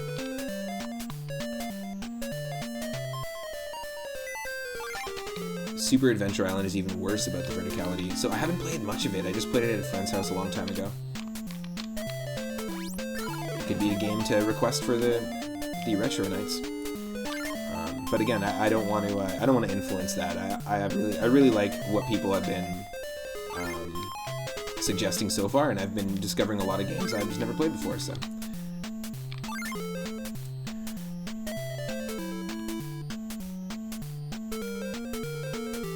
Oh, nice. Super Adventure Island is fun, not nearly as brutal. Oh, Al, thank you so much. Hope you have an awesome time at your parents'. Nice. Later on, I'll be streaming with Michelle. We'll be doing some Mario Golf 64. Thank you for the lurk. I'll see you in a little bit.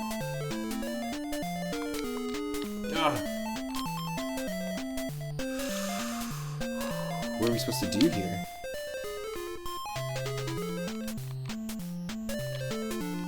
Let's see, can we lure him?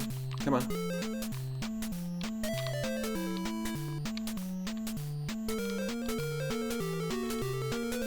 What?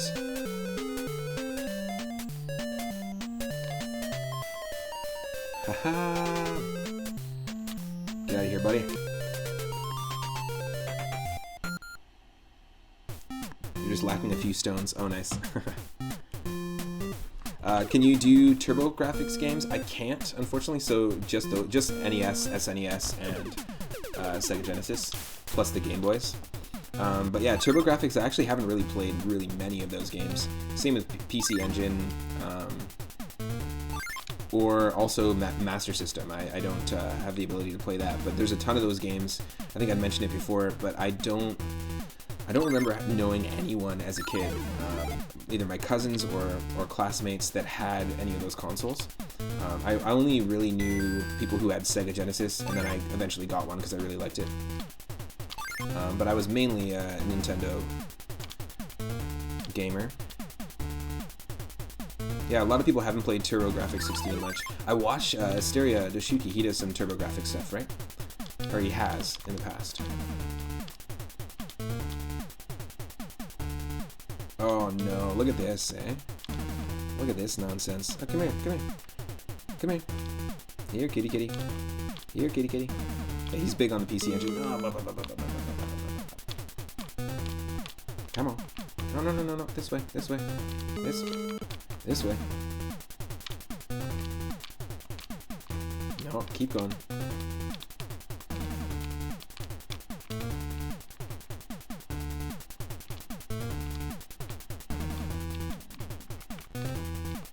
This is super annoying.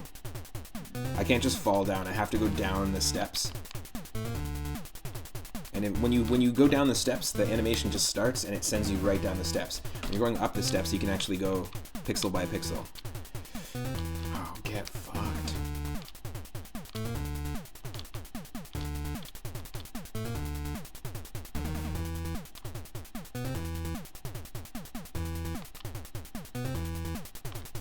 There we go.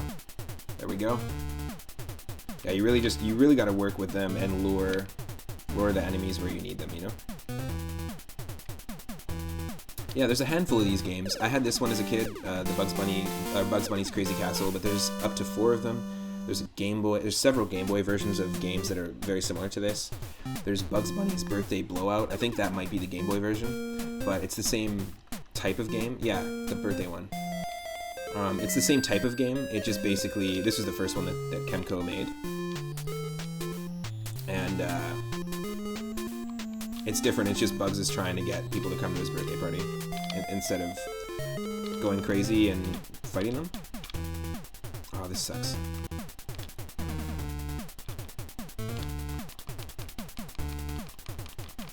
I think there's even one for Game Boy Advance.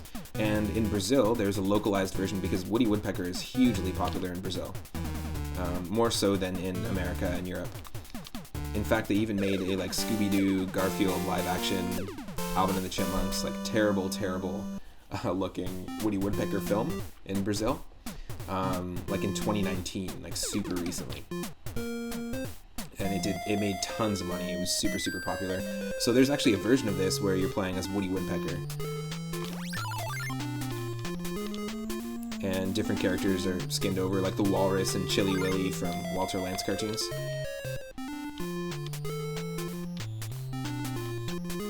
Come on. Do a little switcheroo. This level is pretty basic looking. It reminds me a lot of, is it Elevator Action and Wrecking Crew? Oh shoot. Definitely didn't want to do that. I glitched out the weapon. Hold on a second here. Can I still pick that up?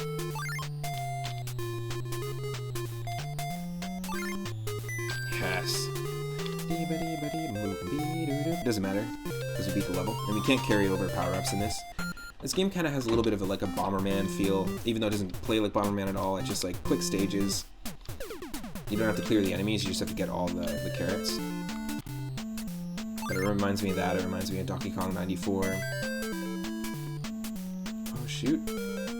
Oh, give me a break. Get out of here.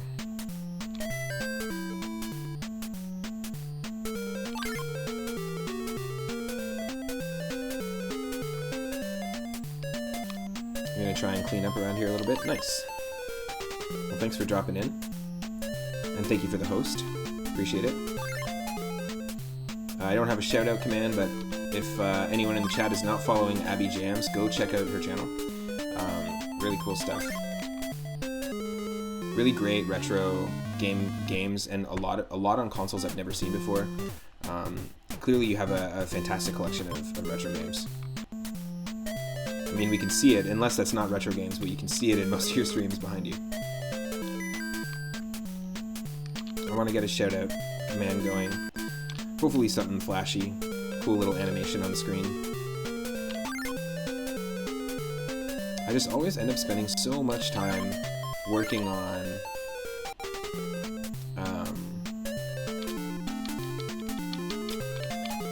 just streaming and trying out other video games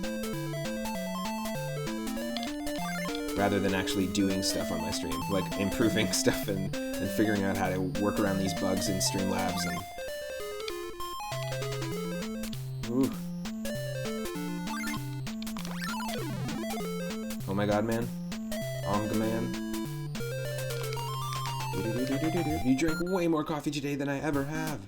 Nice. You're on a new plane of existence. Where's the flight taking you? I haven't had enough coffee today.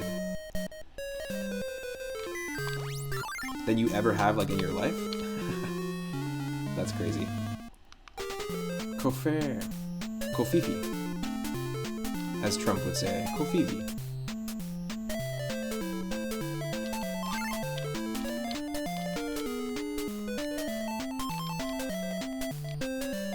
new plane of existence.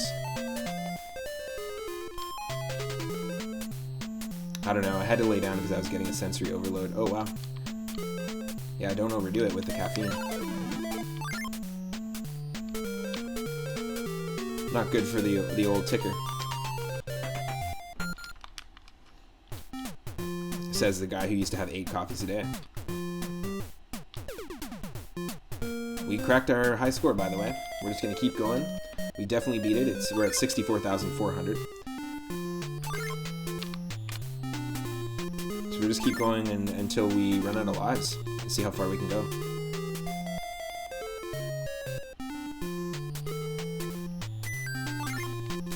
You were taking in every sense at the same time and it was really overwhelming. Single file, please, you know? That's what I say to my senses. Single file. One at a time, everyone's concerns will be addressed.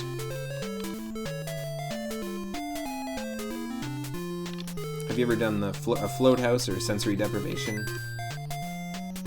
Or meditation that can help too? Oh. Just keep scattered.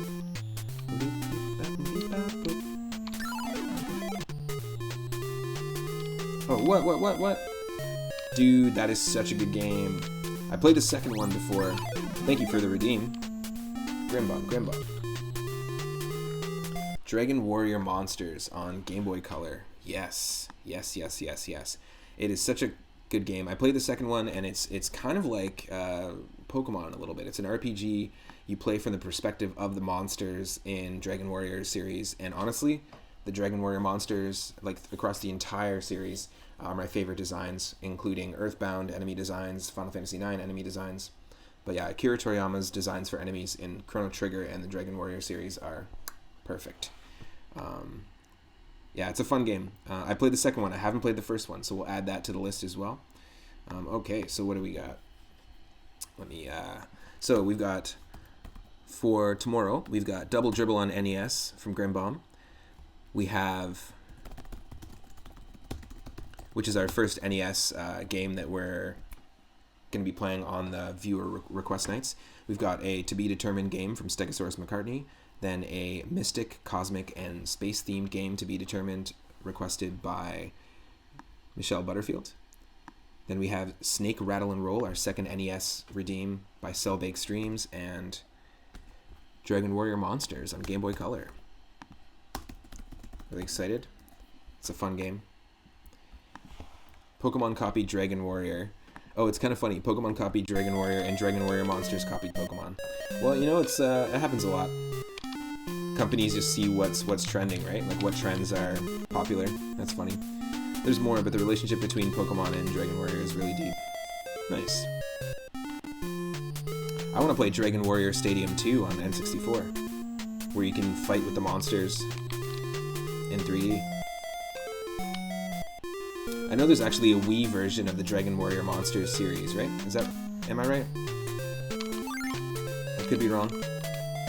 But they continued the series onward, and I think they eventually did a version on the Wii that had like motion control sword fighting. I remember when the Wii first came out, they were really pushing it, and pretty sure it was like the battles. It looked like the battles in Dragon Warrior 8 or any of the Dragon Warrior games, where you just see the sprite dead on or the enemy dead on, and then you could actually use your sword to. Remember Red Steel? Red Steel looked so good and controlled so bad. Oh my god. Total throwback. The early Wii days. I feel like they weren't sure what they were trying to do with the Wii.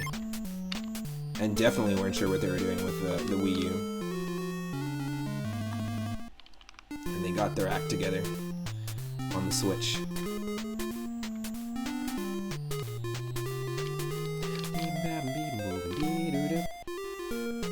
Yes.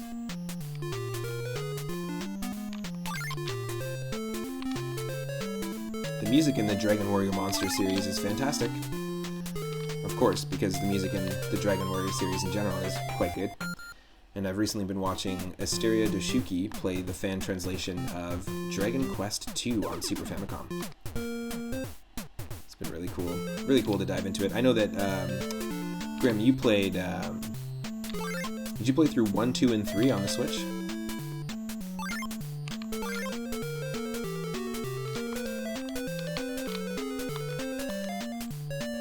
no, no. That's not what I pressed at all. Nonsense.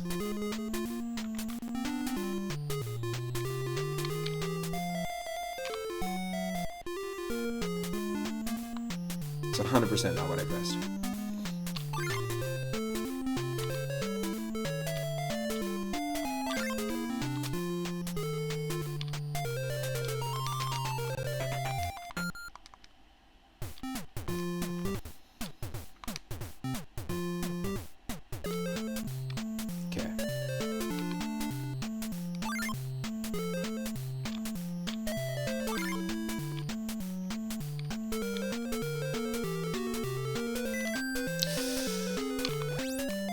No!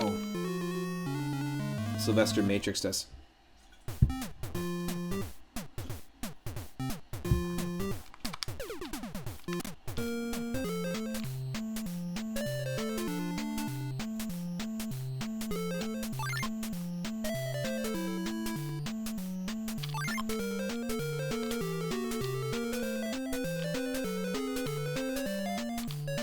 Ah.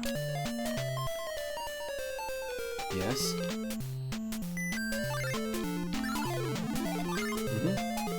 There we go, there we go. That's what I'm talking about. Booyah.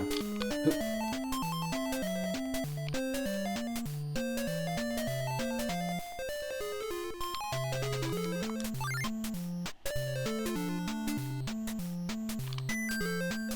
Okay, we got this level. We got this stage.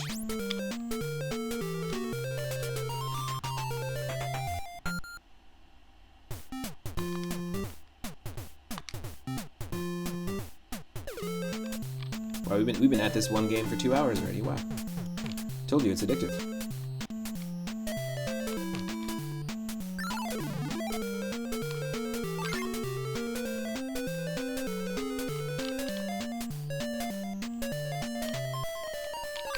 Oop. Yeah, once we lose our lives, all our lives here, then we'll switch to the next game. We'll let the roulette wheel spin, and it'll pick any one of the games that I had in my original NES collection back in the day that were puzzle and arcade themed. And maybe we'll get something completely different that we haven't played yet on stream, and maybe we'll get something we played in the last stream. Who knows?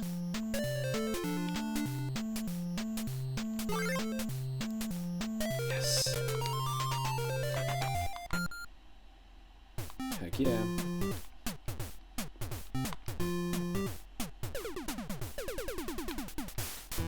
Ooh.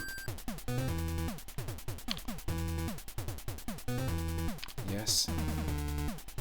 That's fine. Get rid of him.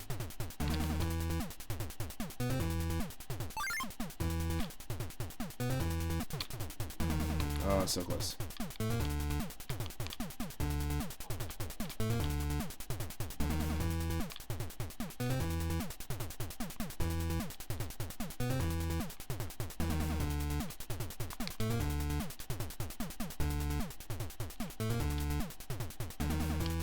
A lot of pipe traveling.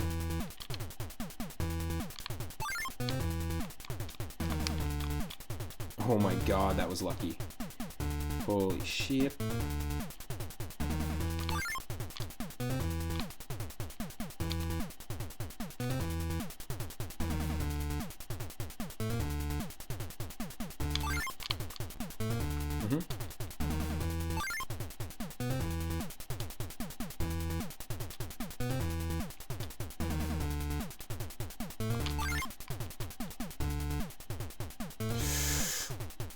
No. Okay, good. It fell. He fell. That's perfect. Just one more. We got this.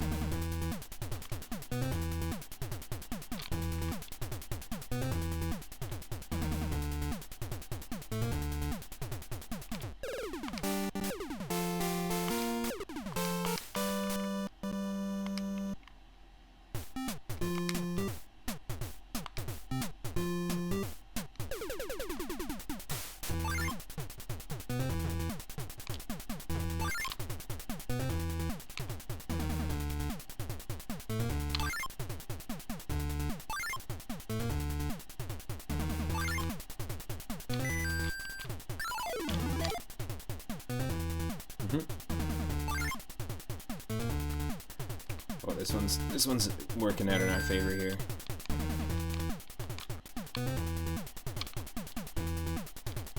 No! Kill me. Wow!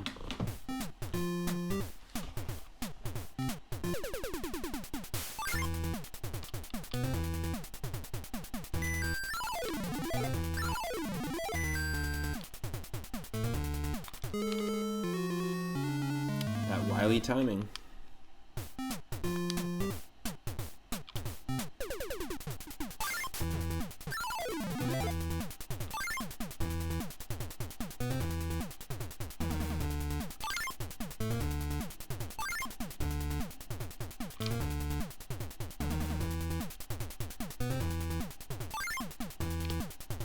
Ooh, ooh, ooh. Damn it. Saw that one coming. We're at 72.5, which is pretty great. Good increase from our earlier high score.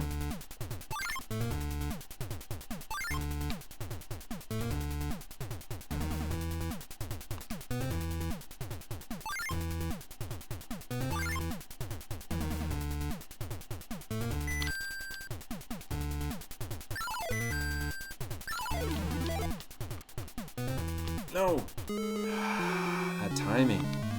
Good damn. Good damn, good damn.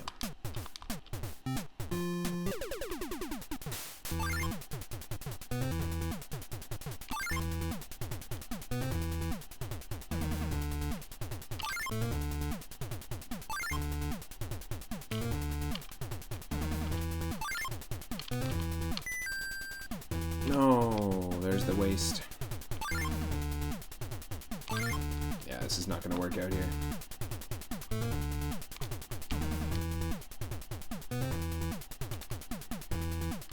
Oh, shoot.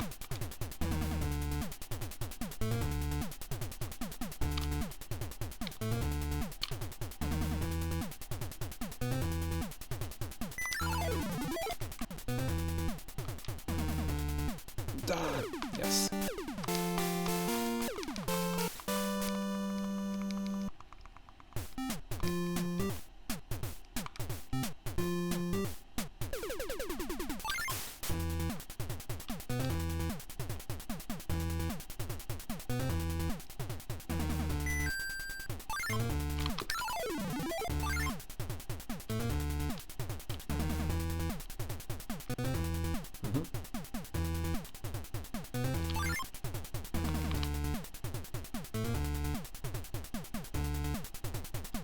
Yes.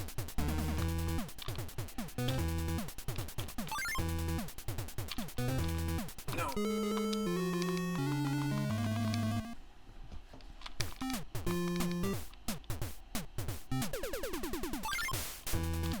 Okay, let's try this path first. It's probably like just a mirror image, to be honest. Yeah.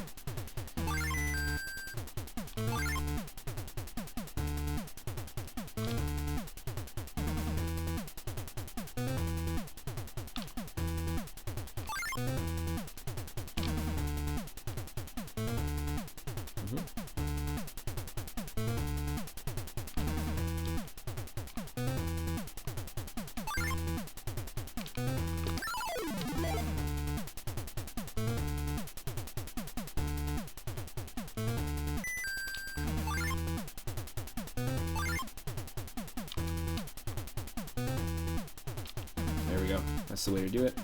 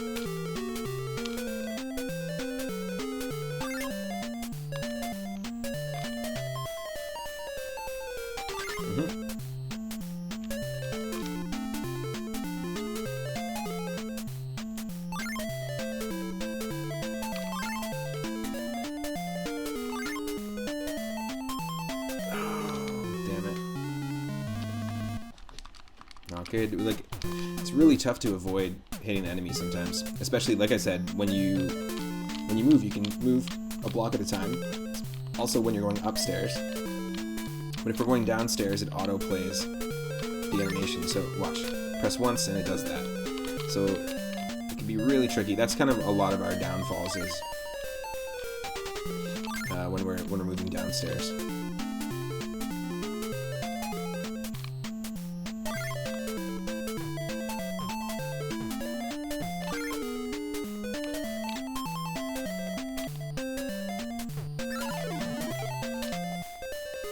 There's one more on the right side.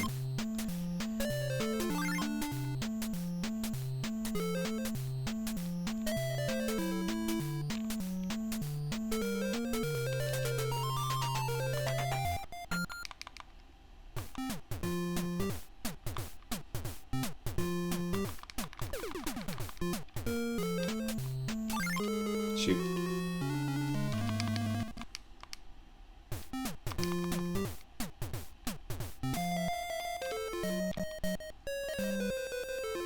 Interesting. So that must have been like a bonus stage. It gave us a totally different stage now. Weird. Shoot, what happened there? Interesting. I've never had it give us a... Oh, it sent us back. It sent us back to stage 42. That is very weird. So I thought it just killed you when you got the no carrot icon, but it changes your level as well. What the hell? Oh shit.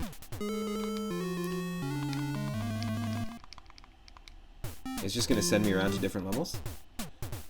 No, we're still at 42. Very weird. And that's not a save state situation. Every other moment that's happened in the game has been a situation where I press the save state button or the load state button at the wrong time. Very odd though. Very odd. I've never seen this game do that.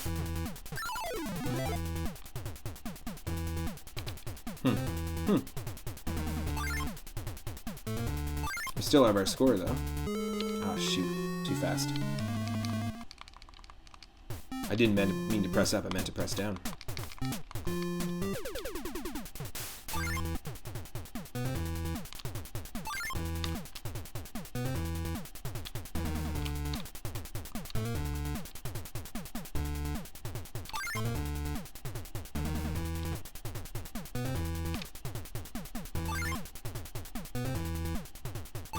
Oh shoot, too fast.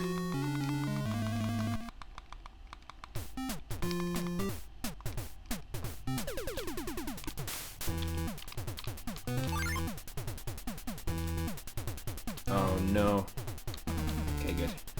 Phew.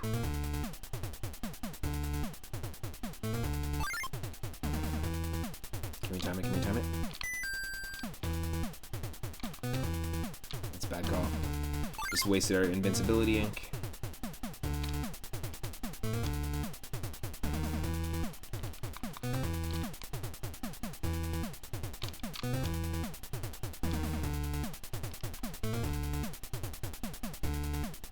No.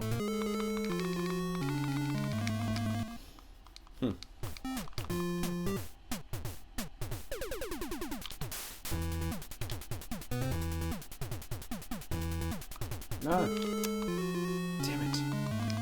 Forward movement is just really tough on stairs.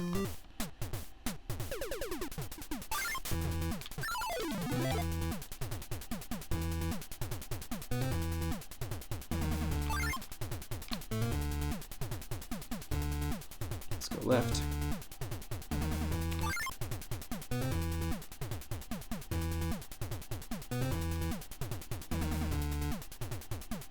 That's two Sylvesters there. It looks like there's only one.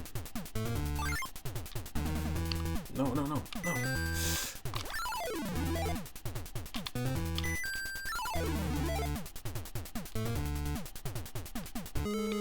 Nope. It's not quick enough. I don't think you can get the invincibility and make it to Wile E. Coyote on that stage. and use the invincibility on him. I think we have to use the glove. We have to use the glove on him and then the invincibility on the other. Okay. Damn it. That timing. Really, really tight timing there. Only 2 more lives. Holy shit. That's not good.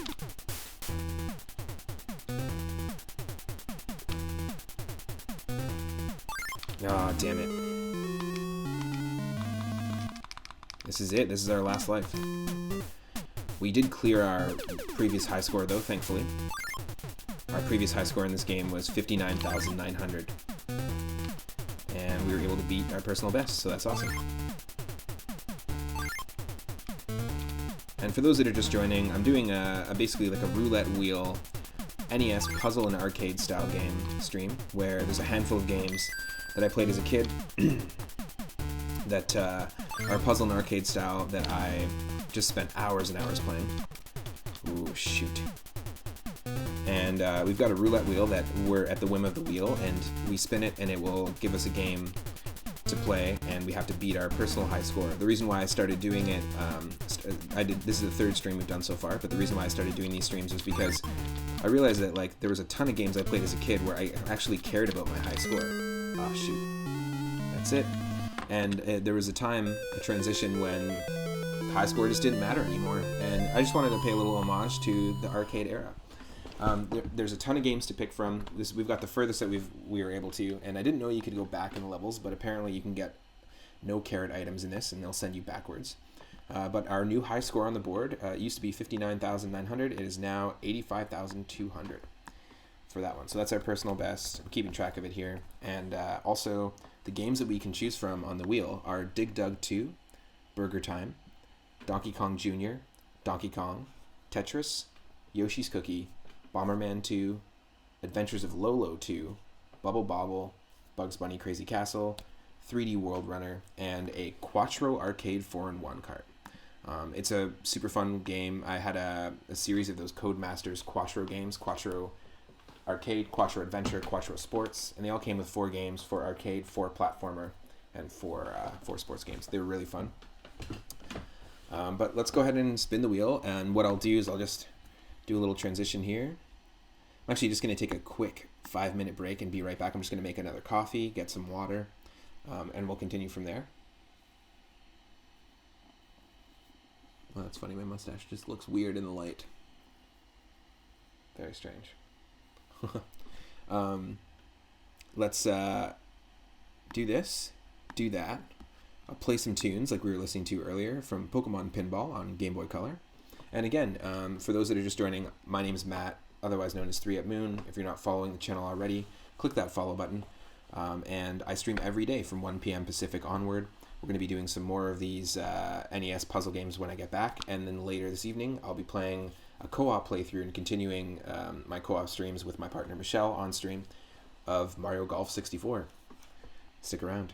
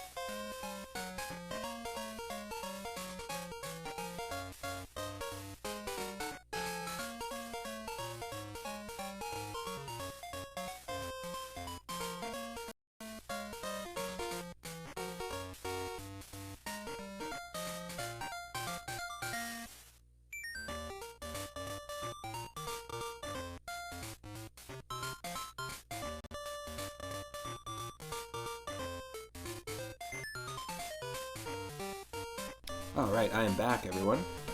Thanks for sticking around. Just wanted to get some food, some water. Itarama, what is up? Welcome to the stream, thank you for the moons.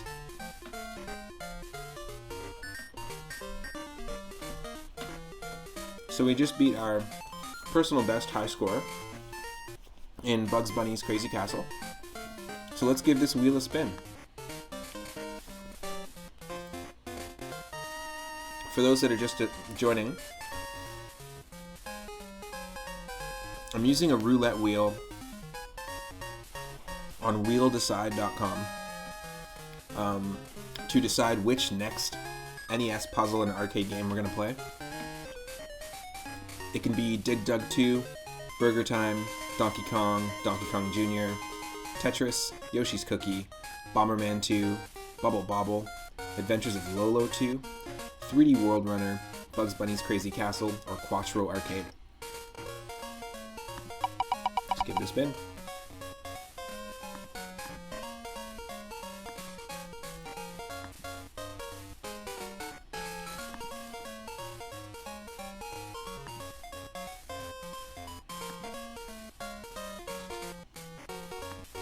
Okay, the next game is Bomberman 2. We did play it actually the very first NES puzzle and arcade stream. We weren't able to get a high score at all though. We didn't beat the default high score. So let's dive into some Bomberman 2. A little more refined than the first Bomberman if you've ever played Bomberman on NES. The first game is quite primitive. It's a lot like Adventure Island. Adventure Island is quite primitive, and then they really refined the controls in 2 and 3. Same for Bomberman. Really am stoked that I actually had the second one, not the first one, in my original collection. Ooh, World Runner, nice. Yeah, 3D World Runner is pretty sweet. And I was lucky enough to actually grow up playing that game. It was very fun. Very, very fun game. So let me just quickly load up some Bomberman 2. Oh, let me get rid of the moon here. Hello, happy Saturday.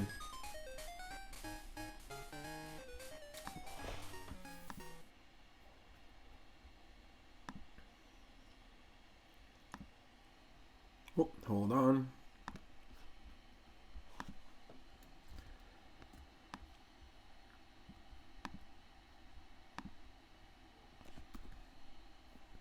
Okay, we should have the audio set where we want it.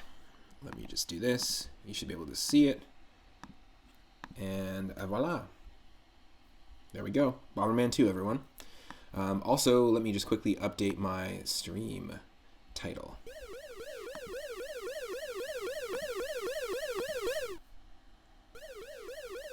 It's a really fun game. And you may actually see some similarities in terms of the flow of the game to Bugs Bunny's Crazy Castle.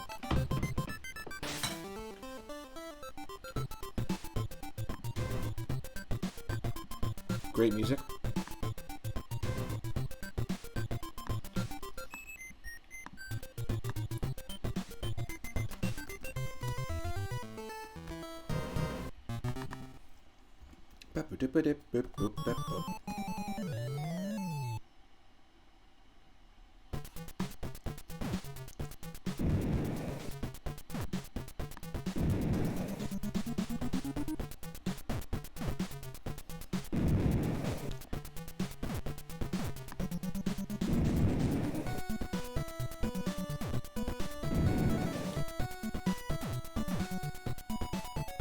Sometimes it just takes forever to for my stream manager to work here. Hold on a second.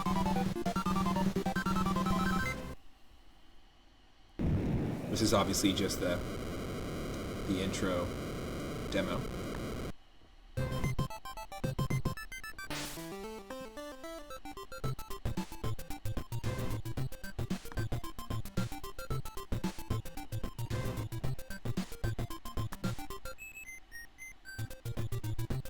Good old Hudson game.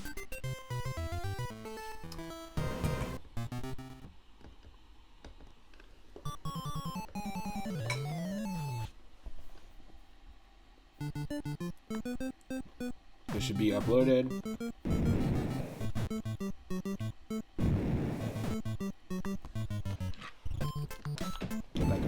in. Perfect.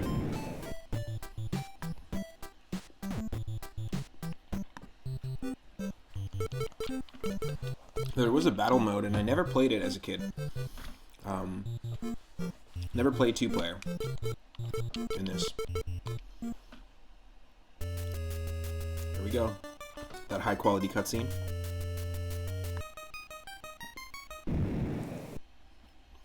Itarama, did you ever end up beating Super Ghouls and Ghosts yesterday on the 3rd loop? Did you make it to the 3rd loop?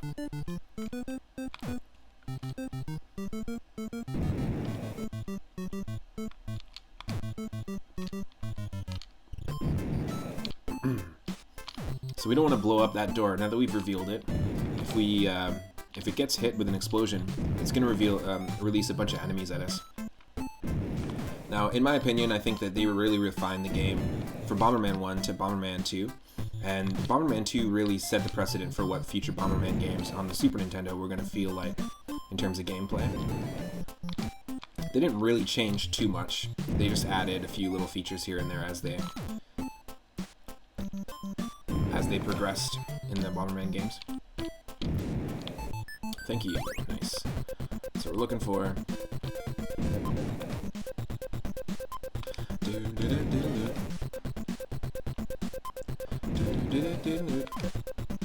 Really cool percussion in this soundtrack as well.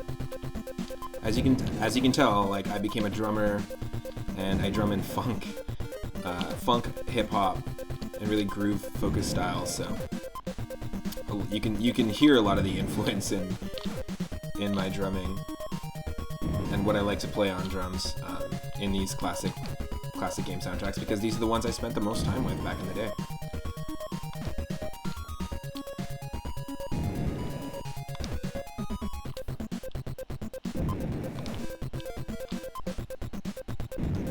Ooh, 3rd loop isn't a thing. Oh, true video gamist was messing around. That's so funny. Nice. 2nd loop. You got through the 2nd loop and won with the proper item. Wouldn't that be funny if it was like, go back and get this other item? We were kidding. Your burrito is in another castle. Sweet, that's awesome. Congrats. That's such a tough game. Super Ghouls and Ghosts.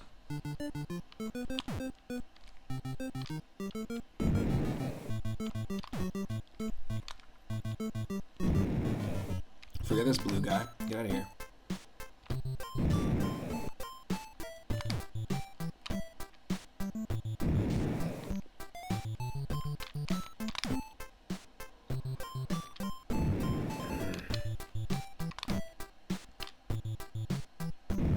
Yes. You did end up using a save state at the last boss. How? I use save states all the time. See?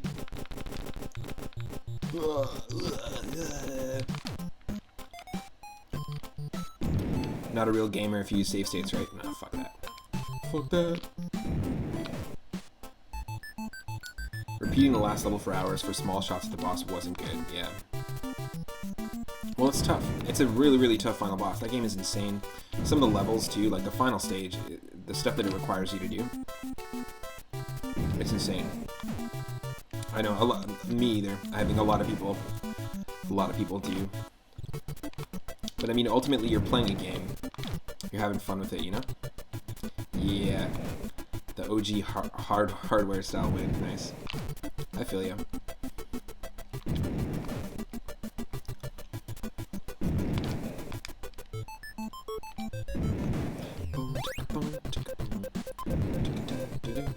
Oh, we gotta kill these guys.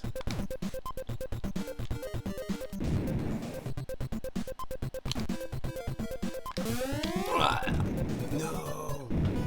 Scooby-dip-a-dip-doop. Bwomp bwomp.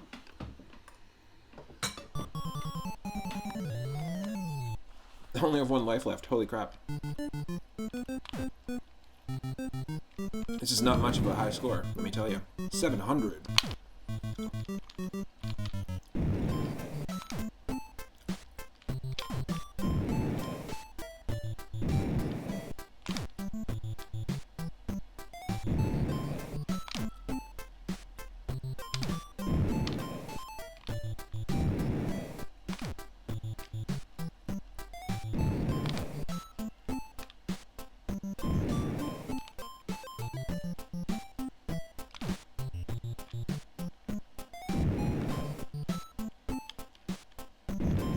You didn't save scum or rewind. You proved you can get to the last boss with armor enough times to justify saving time. Totally.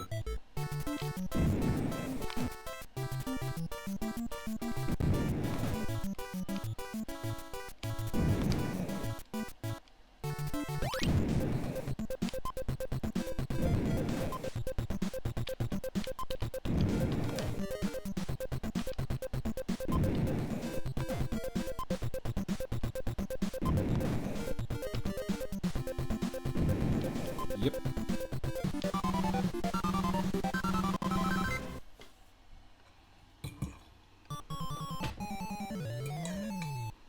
How long was your stream yesterday, Itarama? Was it 12 hours?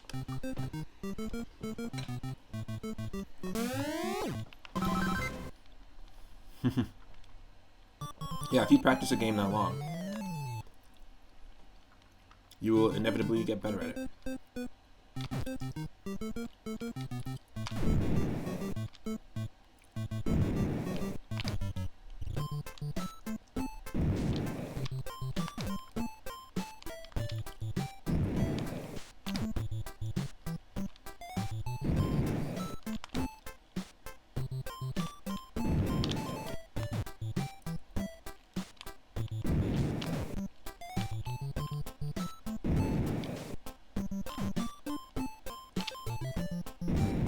Oh, come on.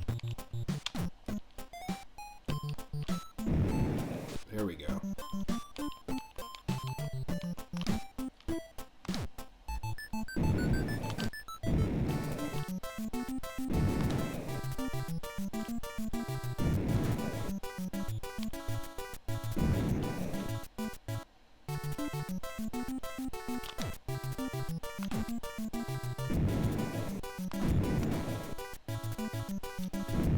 You wish the stream were 12 hours. It went to 18 hours. Oh my god.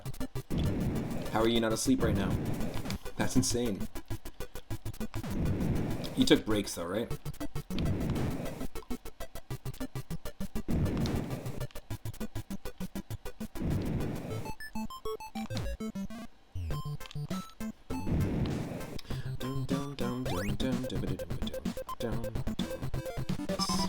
Do you get any additional points for beating a level? No, you don't. So we just get points for killing enemies. This is easily going to be our lowest high score yet.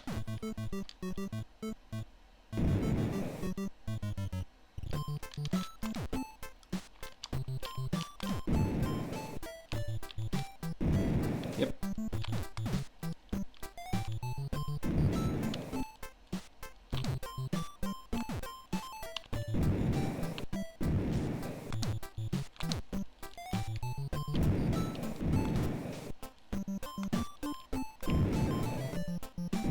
You slept for like 4 hours, probably your norm. Pain insomnia anyway. So you didn't put yourself out of your normal rhythms. Damn though, Super Ghouls and Ghosts, ultra difficult game. You had some breaks, 10 minutes here and there to eat, adjust, and whatnot. Nice.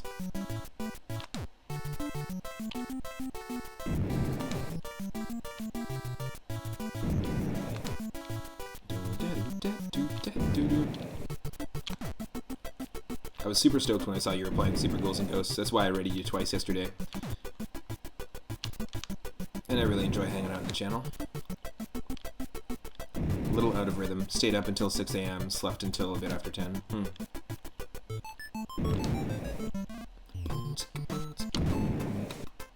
Oh, hold on. Yes.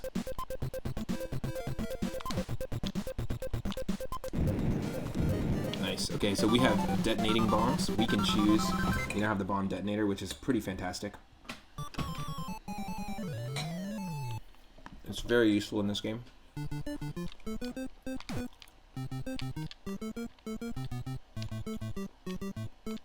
Especially for moments like this.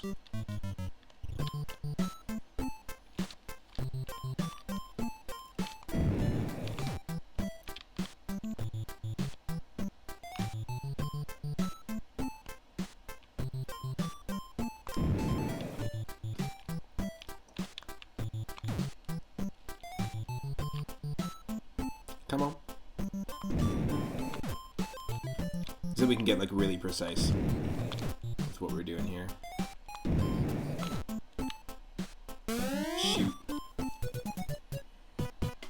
That's why you stuck to it until you won, yeah. I feel ya. Oh. Hey, no worries. I just like sharing with people channels that I really like to hang out in, to be honest.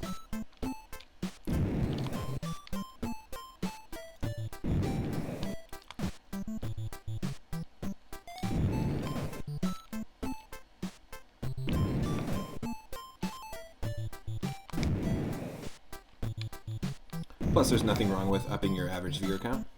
There was someone who came in with Free Needles Raid, I believe, and they stayed the entire time. They're almost as crazy as me. That's funny. That's cool. It's always nice when someone new discovers your channel and you can tell they're really enjoying it, you know? Oh, shoot. Oh, good, good. It just avoided the door.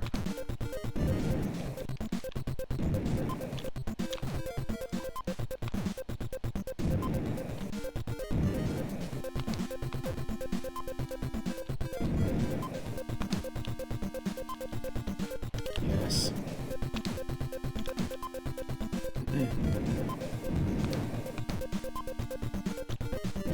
Yes. Perfect.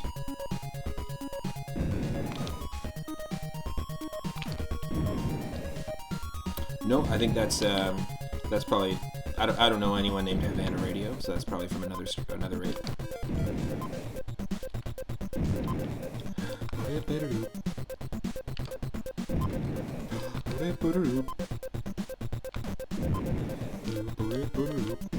Heck yeah.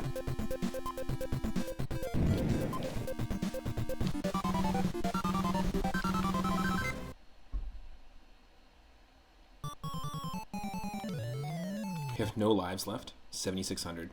Yeah, easily our lowest high score for sure. But at least we can add a score to the board.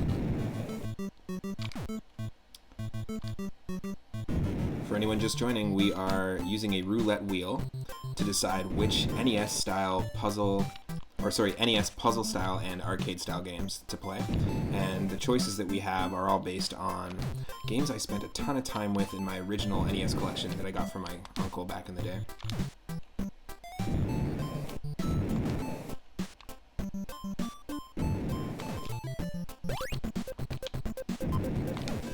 I imagine that would be an extra life, but it is not. It didn't give us an extra life, at least.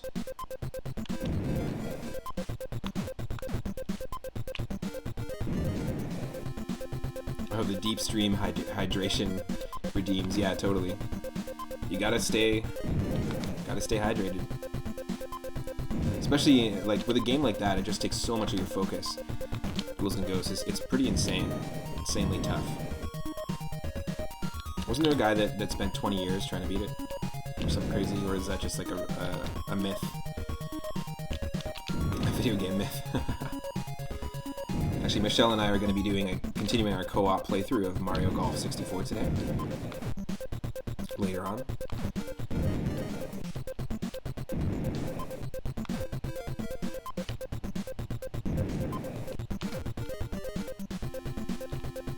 Oh, yes, got it.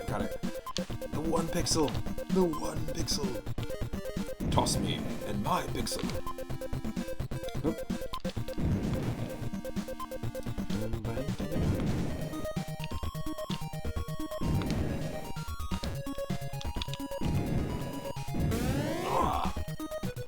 Damn it. Oh, AVGN said that the original Ghosts and Goblins, or Ghouls and Ghosts on NES, took him 30 years.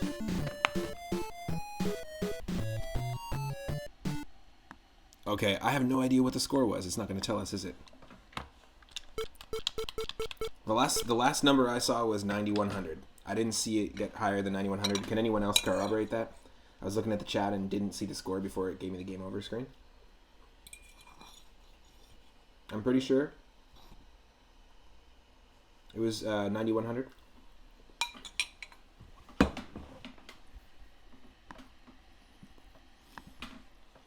Oh, wow.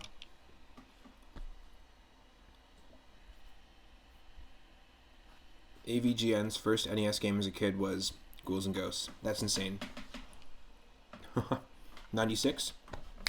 Thank you, Daryl, by the way. And welcome. Alright, let's add that to the board. 9,600. Let's do one more attempt, and then we'll roll the wheel again. And see if we can't beat 9,600. Stegosaurus McCartney in the chat is my best friend Daryl, and we spent a lot of time playing Super Bomberman back in the day in our hometown. Yes. I unfortunately woke up late today. Had to handle some stuff before. Oh, it was 9,300. It said it right there. Cool. I just saw it.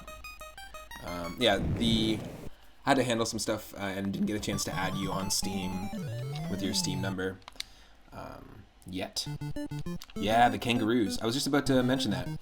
I was going to say, like, this game feels a lot like the Super Bomberman games. There's not too much of a difference, except for, obviously, graphical improvements. Oh, it's a bad idea. Oh, good. Thank God we started over.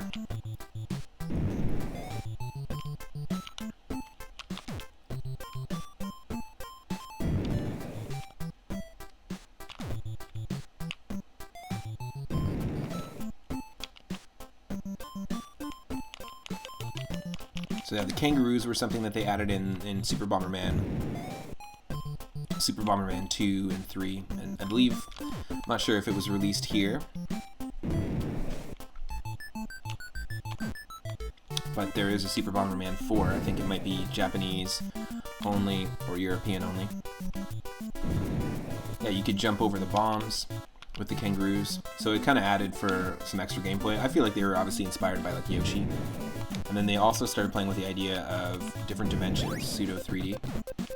I specifically remember how tough the boss fights were in Super Bomberman 2 and 3, and they were really fun games to co-op. I highly recommend playing them multiplayer if you can.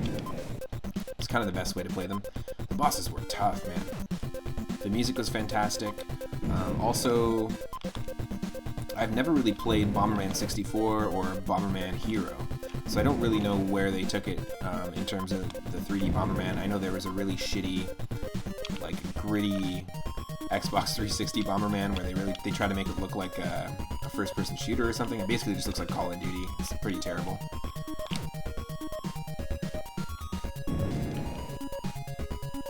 And I know that the Switch had a launch title, which was basically like the Super Bomberman games. I think it's called Bomberman R. And a lot of people stopped talking about it, but it really looks like a super fun game. I never played it, but I watched a bunch of people play it, and it's basically like multiplayer matches in the style of Super... Just wondering. Yeah, I guess it's just the way this right looks. In the style of Super Bomberman that you can play online, and it had that SNES feel. I think that Sonic Mania had just come out too, so it was kind of like the trend was to like remake, to do the Mega Man 9 and 10 thing.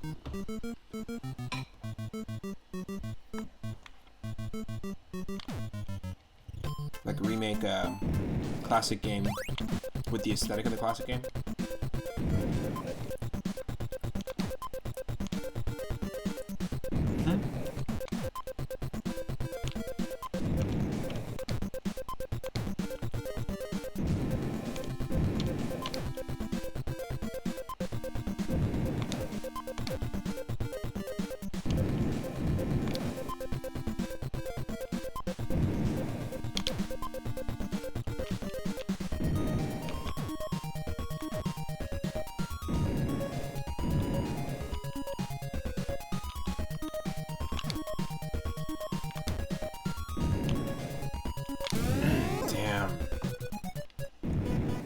Yeah, we got a whooping, is right.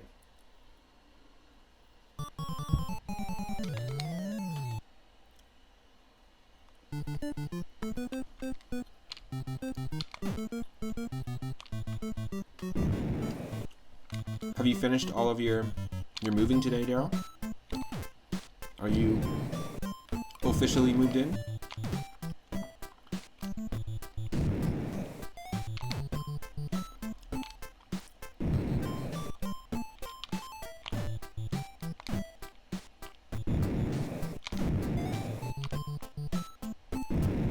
3 card loads left. Nice.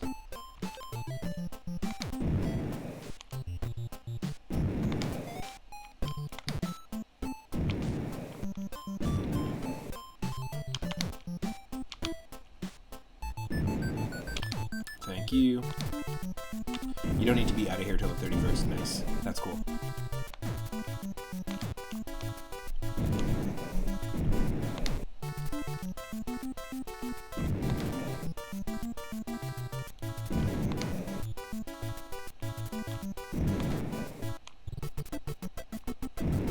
Yes.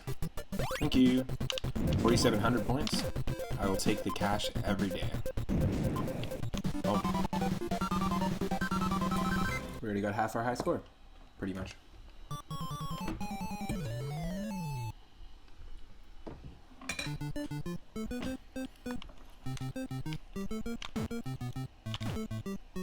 You're taking a few days for assignments. Nice, nice, nice. The clock is ticking. You got this, though. It's gonna feel great once you're all moved in.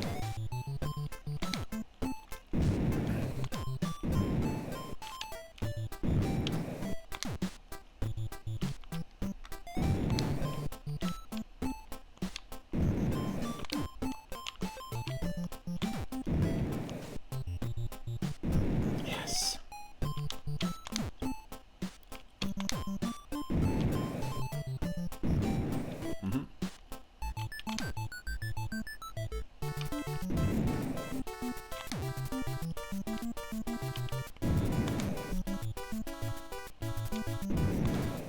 Not to mention you had to build a deer fence and like so much more in this last month. Oh, nice. Just to protect your garden. So dig up everything and pot it. Oh, crazy. It's a lot of work, man.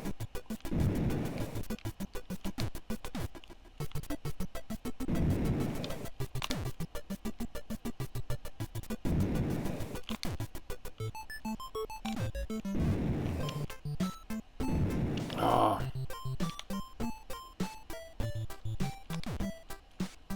There we go. Can't escape that.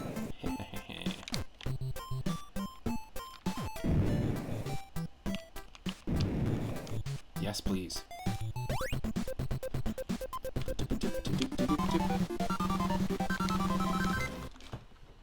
We got some water going.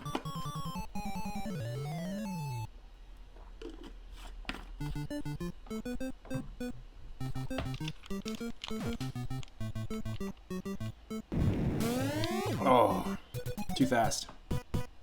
Waste of a life.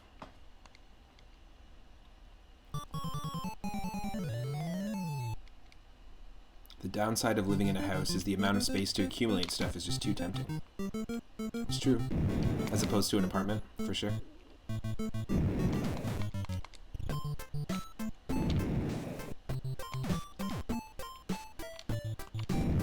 Yes.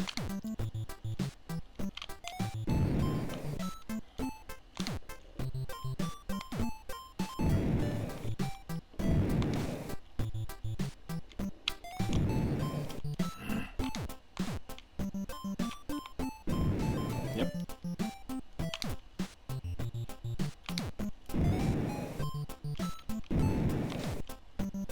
Become happy with less, have less, but more quality and fulfilling. Totally. I agree. Whoa.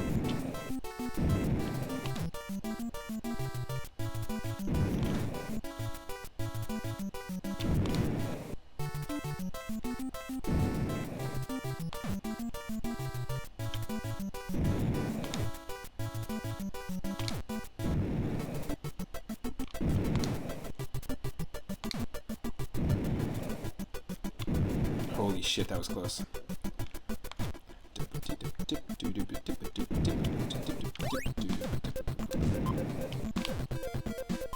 Music, garden, family work, the 4 cornerstones of your emerging mentality. Nice.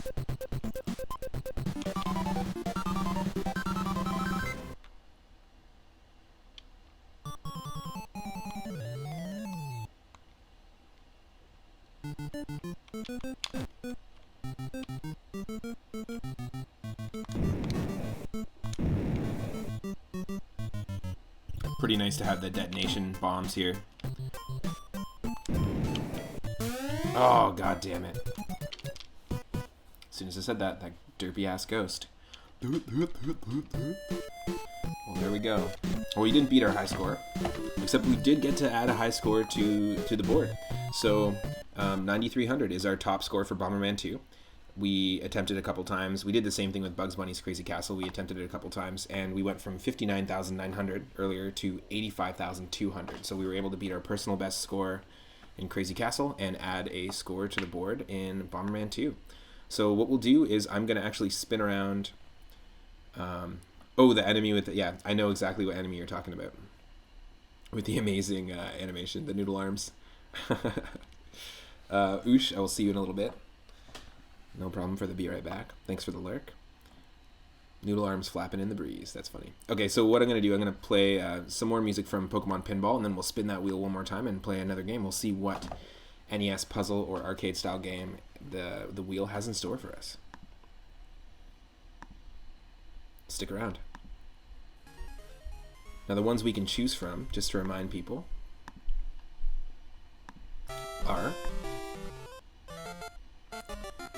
Dig Dug 2, Burger Time, Donkey Kong Jr., Tetris, Yoshi's Cookie, Bomberman 2, Bubble Bobble, Adventures of Lolo, 3D World Runner, Bugs Bunny's Crazy Castle, and Quattro Arcade 4-in-1 on the NES. So let's give it a spin and see what we get this time. Okay, we got ourselves Donkey Kong Jr. We played that last time, and we do have a high score on the board for that. That is a really fun game. It's my favorite if I had to pick one between the two. I do really like DK3 as well. But Donkey Kong Jr., our current high score is 52,800. That was from the last NES Puzzle Arcade stream, so we'll do that. Let me actually just quickly switch over. Oh, Pokemon Pinball, it's super fun.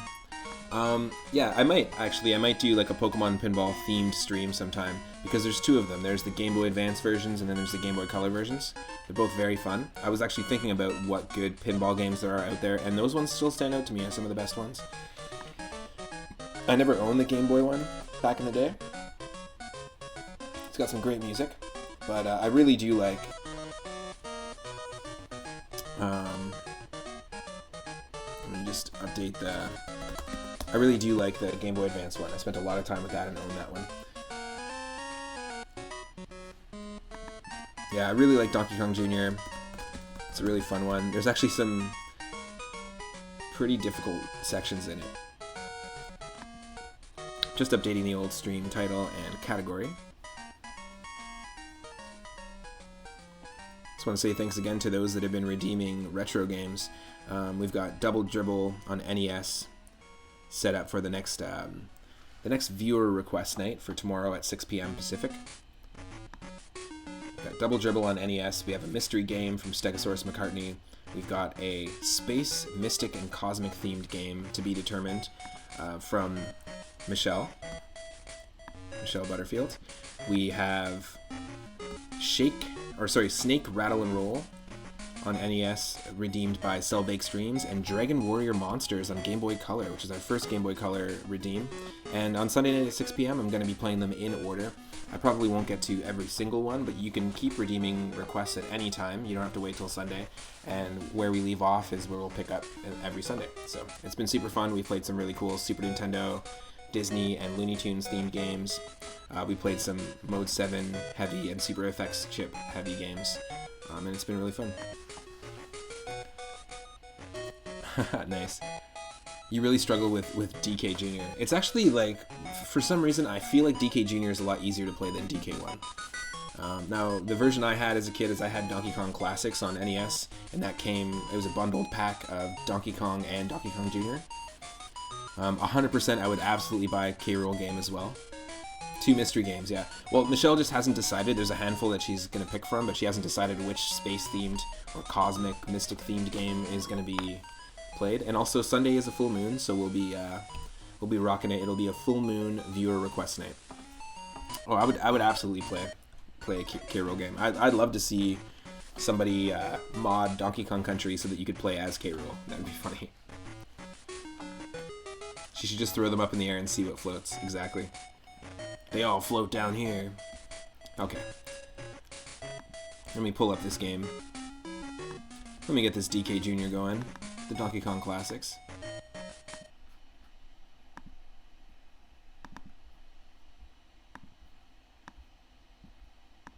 Here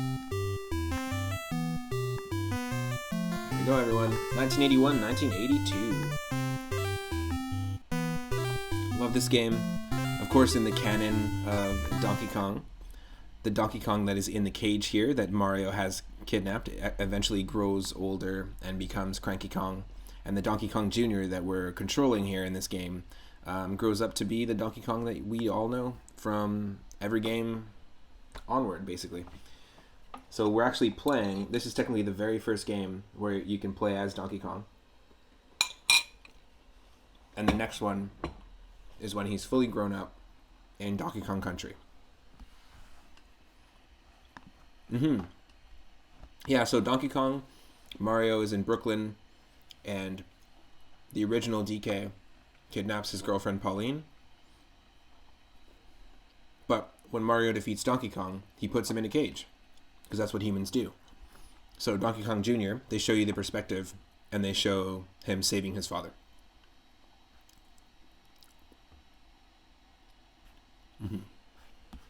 Here we go.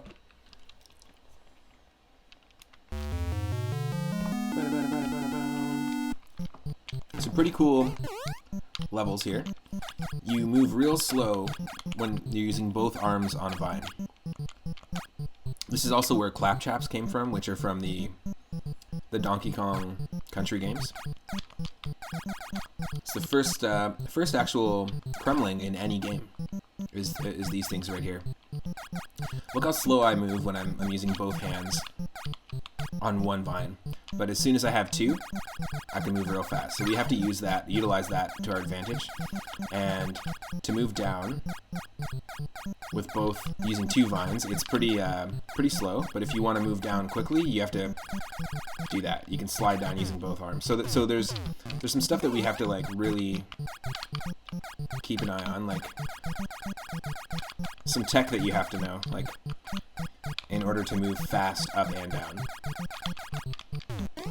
Of course, it's just like the original Donkey Kong, where you cannot fall even from the smallest of heights.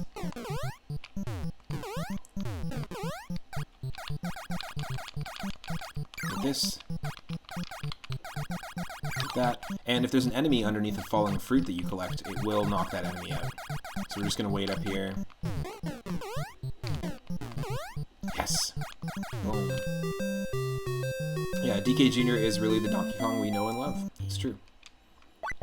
And no wonder Cranky became so cranky. So this one's going to be a little tough. The birds are going to get annoying, but it's all about the timing here. It's a lot harder to actually make this spring jump than you'd think. So now we've got that. We need to do this. Grab onto this, which is moving up and down.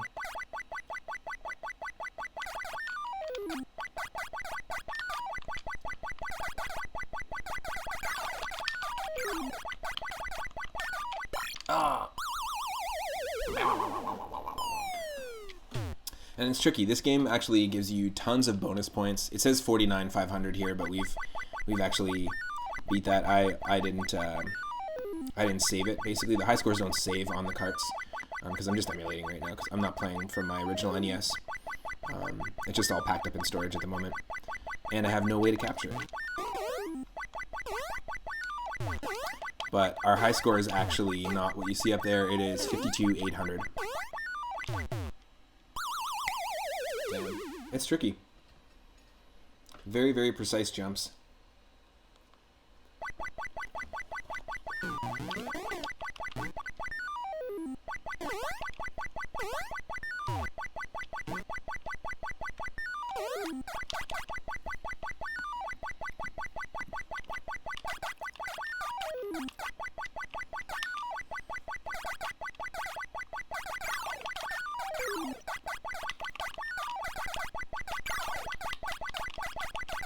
There we go.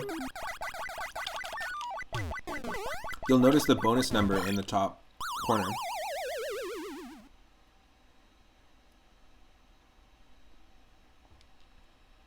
And it's actually getting, it starts off pretty high, so the quicker you beat the level, the more bonus points you get.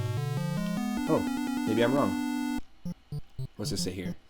Oh, there's also conflicting info that shows that the original DK is Cranky, and that Donkey Kong Country DK is his grandson, and DK Jr. was a separate character. Now, Donkey Kong Jr. does appear in Super Mario Kart.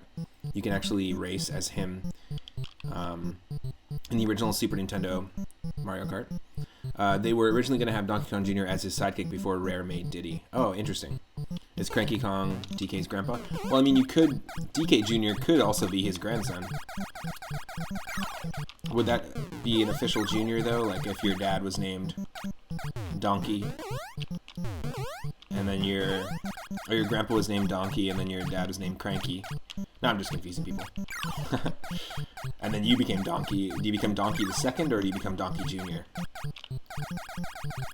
Oh, Parahacks, what is up? Welcome to the stream. Hope you're having an awesome Saturday so far. Oh, shoot. There we go. I think there's a lost line from Cranky where he calls DK his son, but I can't remember if it made it in the game. Actually, there is a fan theory that Funky Kong is Lanky Kong, and Diddy Kong is Lanky Kong's accountant as well. Originally, in the original concept art, Donkey Kong Jr. was going to be Cranky's landlord, and then Wrinkly Kong was supposed to be married to Funky Kong.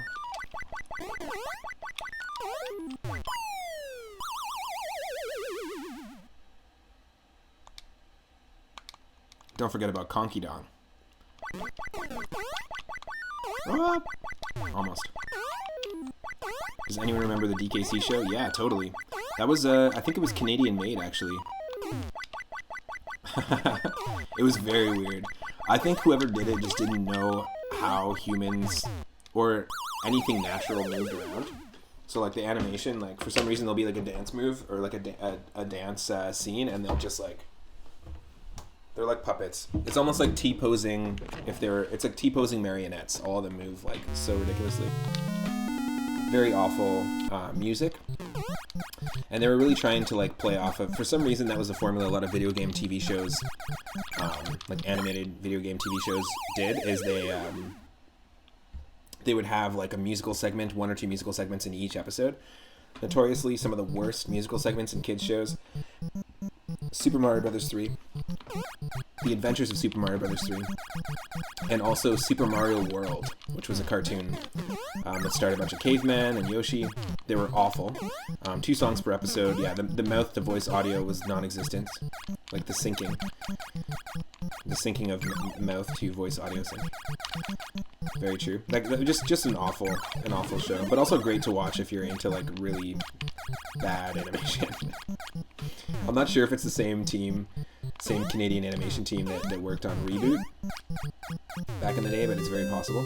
A great example of utilizing the songs in a kid's show that work out super well, and every song is pretty much like gold, is Fraggle Rock. Go back and watch Fraggle Rock. All the music is fantastic. It's really well written.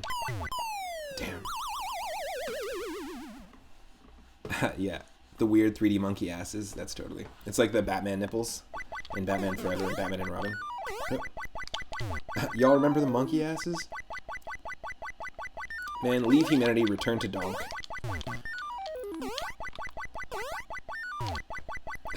Wait, I just missed something pretty hilarious. What? Oh yeah, some great songs from Donkey Kong Country, though. A hologram is like a telegram. You can send it anywhere. I'm feeling ya. That's my best Cranky. That one's for Surfins, and anyone that hangs out in Surfins chat. Woohoo! Yeah, Reboot existed at the same time. It's very possible that it was the same.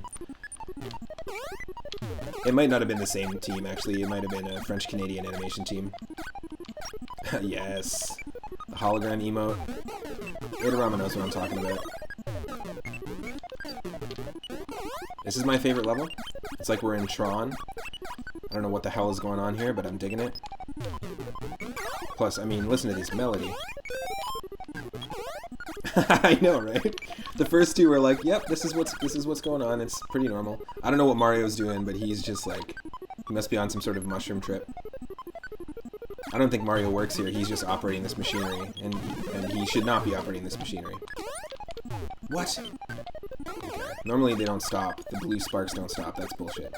Yeah, exactly. It's the bridge of the original Enterprise.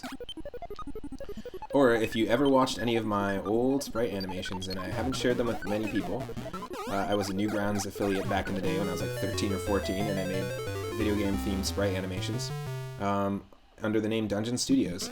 And I basically, that was like the same, I used music from Guardian Legend, and there was a track that was very similar to that as my intro. Oop. Starts with Mario trapping DK in the jungle, then he enters the grid. Yes! What do I see in the viewer?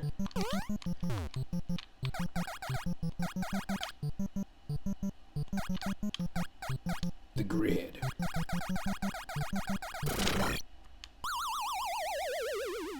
My favorite Mario game is Light Bike 64. Oh, sorry, Excite Bike 64. Okay, so that was not a good run. That was 18,000. We gotta beat our high score here. I'm pretty sure we went through all the levels twice to get that high score earlier. Hotel Mario, yes.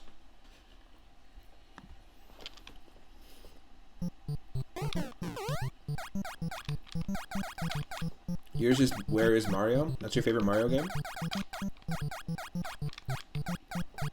Are you talking about Luigi's Mansion? Mario!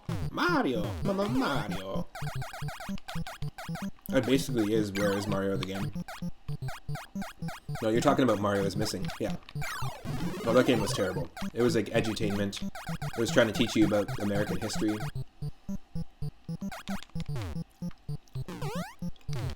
People didn't like Tron Legacy, but you were really hoping for a good video game from it. Yeah, it'd be kind of cool. Oh, it had two names. Interesting. Mario, what's the matter you? No like my gnocchi. I get it. Is that gnocchi? Gnocchi?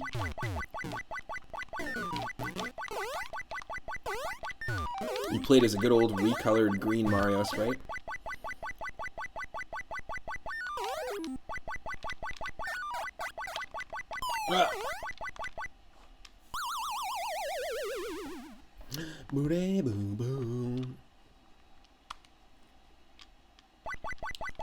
Doesn't even give us the satisfaction of that sound effect, like in the OG one. God damn. This is such a tough... To time this out without killing yourself is a little tricky.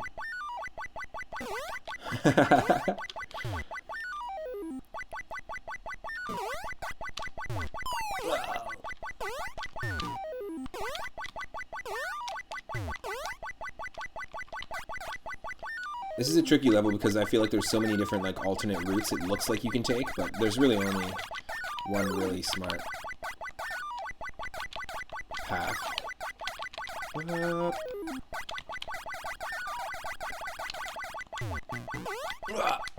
No, we actually caught it too. That was dumb. I pressed the down button and I didn't need to. Sorry, let me just catch up on the chat here, and we'll start over from scratch. I'm always expecting the like hip hop breakdown at the end of this, like in the beginning of DKC.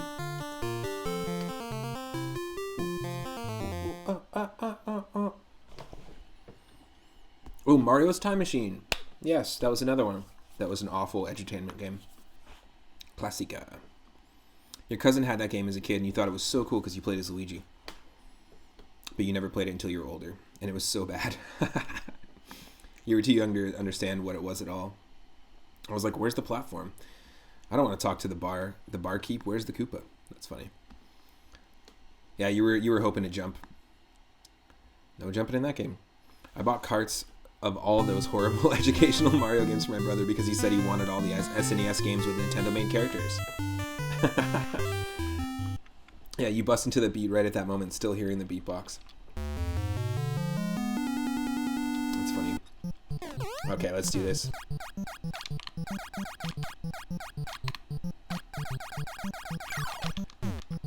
I really like that the Kremlings first appear in this game.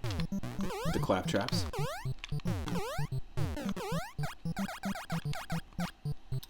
Has anyone tried making King K. Rool sprite in the style of this game? Because I would be so into that as fan art.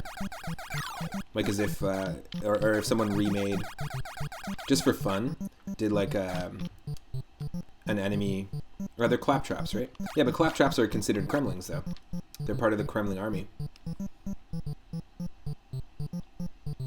So it'd be kind of cool to like have all of them, like the different, all the different enemies from Donkey Kong Country, just sprited in this style, just for fun.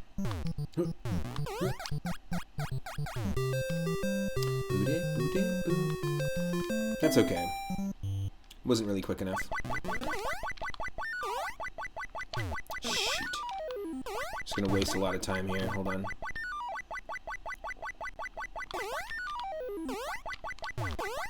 No.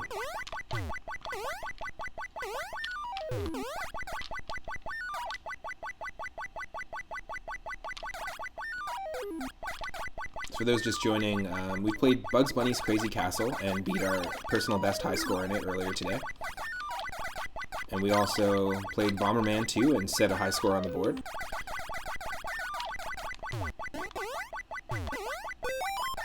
Yes. Here we go. Mario enters the grid. I mean, DK Jr. enters the grid. To save his father. This is basically Tron Legacy. Donkey Kong, played by Jeff Bridges. Played by a terribly de-aged CG Jeff Bridges. Oh, right up the butt.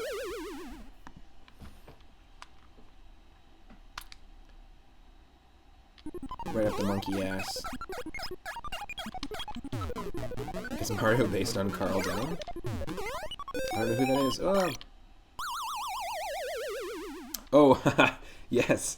Carl Denham. Wow, there's a reference. There's a throwback. Carl Denham, the main character in King Kong, who seeked out King Kong and captured him. That's funny. Well, I mean, that's obviously what they're referencing here. There's a very well-known lawsuit with Universal versus Nintendo that Nintendo won.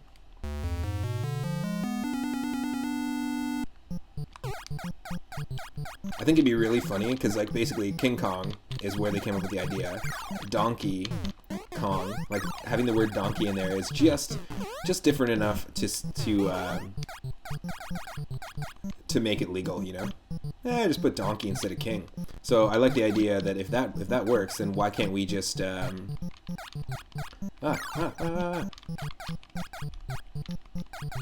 I don't think it's a translation error. It's definitely, there was a lawsuit and then they won. And they were like, yeah, it's different enough. We've got donkey in there. So can I create my own original character? Hey, Momo, of course. Thank you so much for hosting the channel. I appreciate it. And welcome to the stream.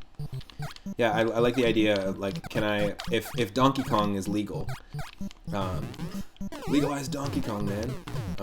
If Donkey Kong is legal, and it's totally kosher to just replace the word king with donkey, then can I create my own original character of a giant fat lizard villain with a crown that throws his crown at you, and call it Donkey K. Rool, and then Nintendo will have to, like, bite their tongue and be like, well, it is original. It's Donkey. There's our original King K. Rool game.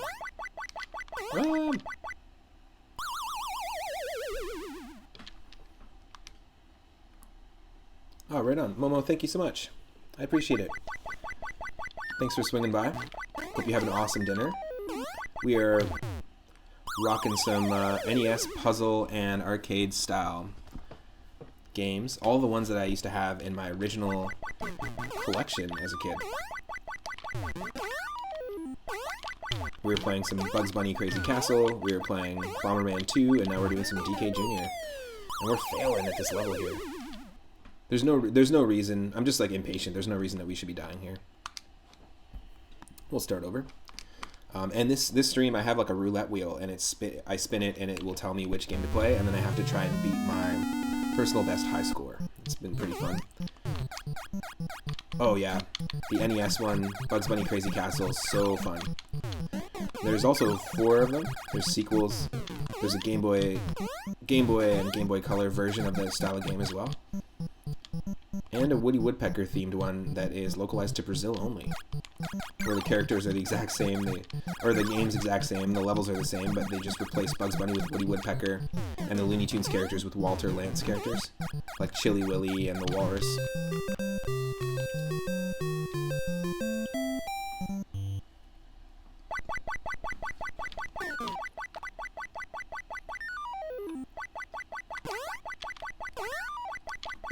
Really excited for Michelle to get home, because later this evening we're going to be playing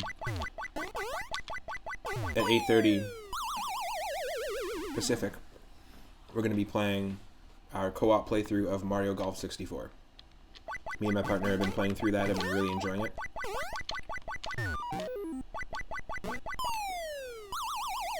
Total failure. It's really tough.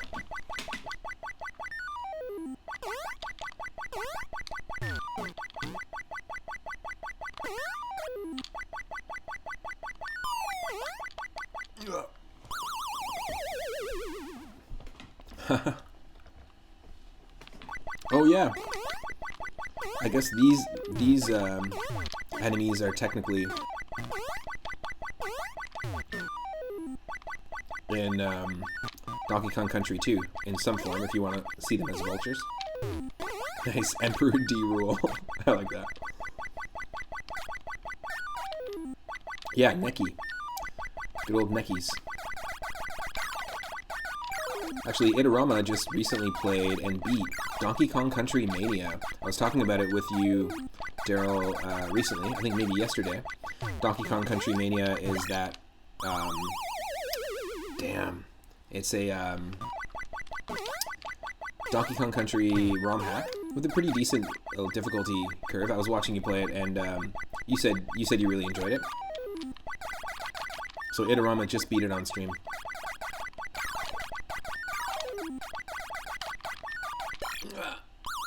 Got vultured. Got vultured.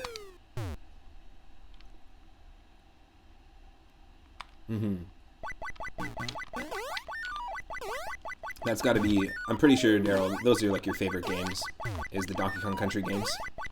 If that's not too bold of a statement to say. Ah. Damn.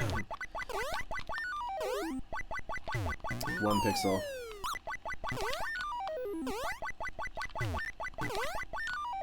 No, I'm out. Donkey Kong Country Mania is challenging but fair into the last area. That's just hard. Nice. Nice. Definitely your favorite games ever. Nice. Okay. One more attempt.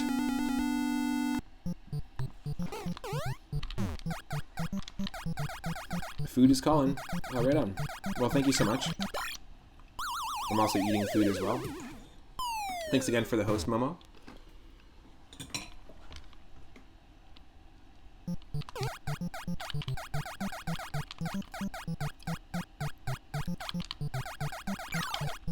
Yeah, I know you like 2 and 3 better, and I'm a fan too. I think I like 2 and 3 better than the first one. But it's like we've been talking about all stream, really. Like games like Adventure Island 1, good concept, got way more refined in the sequels. Same thing, obviously, with Mario, the Donkey Kong Country games, the Bomberman games.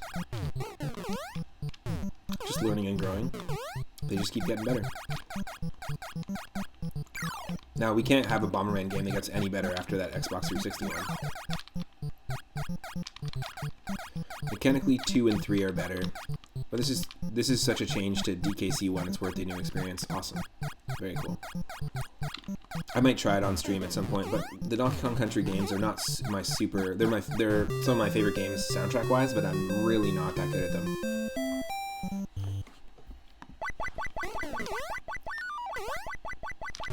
Damn. Okay, I just gotta learn to wait and not do this.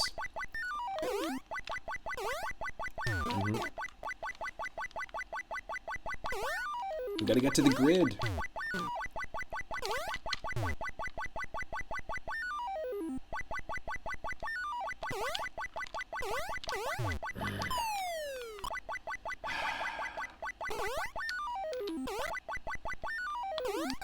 There we go. Good old David Wise. Everyone always gives him so much credit for the soundtrack, but really there was a team of 6 people. Pretty sure. Might have been 4. But there was a woman on that list who never gets any credit. He wrote a bunch of the songs, but I don't think he wrote all of them.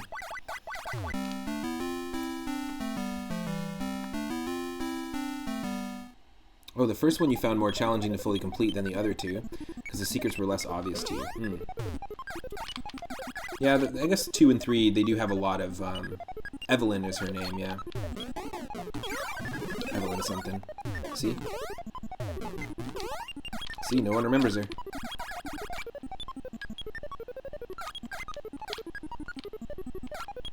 Ah. Yeah, his composition on the Super Nintendo is pretty insane.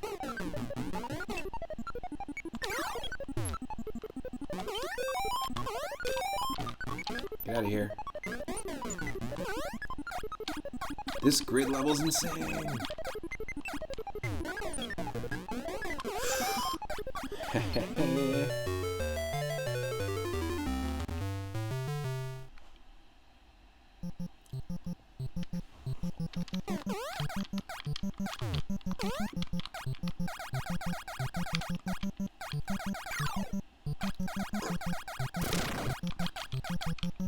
So this is the last level.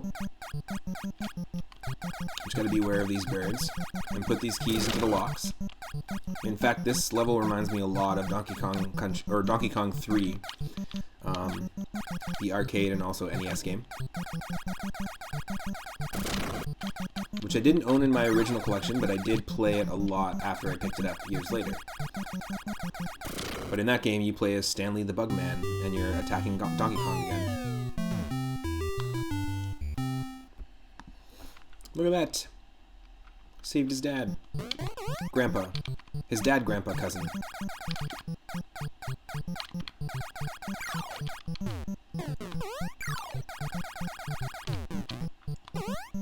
Oh yeah, Mario's dead. Yep.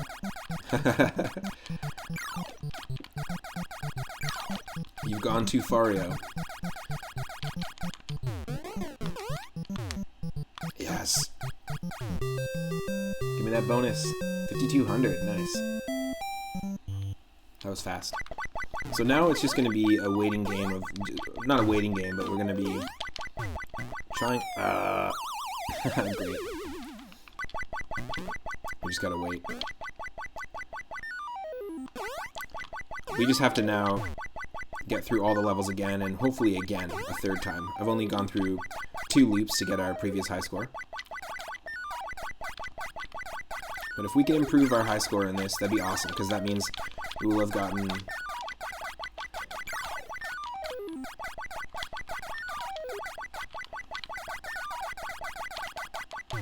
the opposite of waiting. Whatever the easiest part is, because if the waiting is the hardest part, then I guess I'm looking for the easiest part. Or the softest part.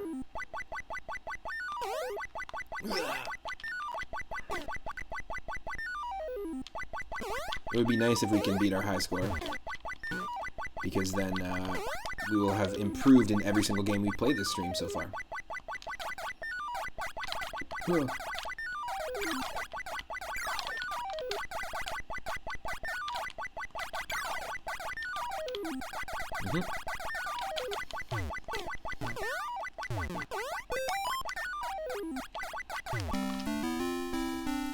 Quick, Donkey Kong, log into the grid. Plug into the Matrix.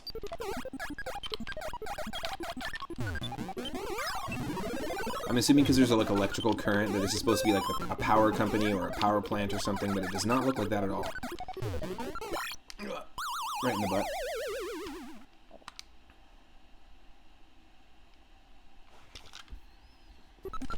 Tough, tough, tough, tough, tough, tough, tough, tough, tough, tough, tough, tough, tough, tough.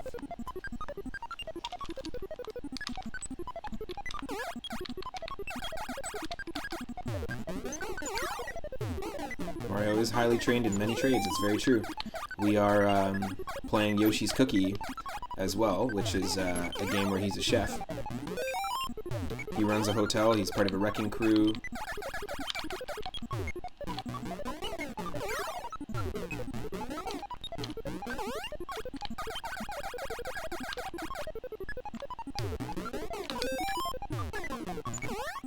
Oh, yes. That was tight. Square.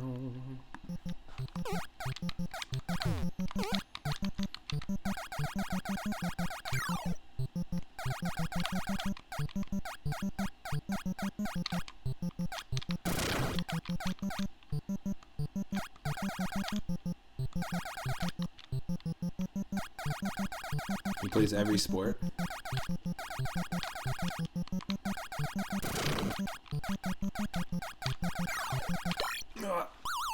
Sad on the bird. That's it. 45-200. That sucks. That sucks. Well, you know what? I think I'm gonna take a break here and just eat some food. I want to say thank you to everyone that's been tuning in, everyone that's been hanging out for the Saturday. Again, super humbled at the support we've been getting on the channel. I stream every single day from 1 p.m. Pacific onward. If you're not following the channel already, click that follow button. We're only 6 away from 200, and I'm going to do a big celebratory mega randomizer stream where we use the randomized seed 200 to shuffle around the items and levels and power-ups and everything in the first 3 Mario games, Super Mario World, and Land 2 on the Game Boy. Tomorrow we're going to be doing at 6 p.m. Pacific our viewer request night, and you can redeem points to suggest any game you like on NES, SNES, Sega Genesis, Game Boy, Game Boy Color, or Game Boy Advance. And if you're watching on YouTube, click that subscribe button because I've got every one of my streams in full. I'll be back at 8:30 p.m. Pacific today, and with Michelle, both of us will be continuing our Mario Golf 64 playthrough. And let's see who's online that we can raid and share the love with. Let's see what people are playing right now.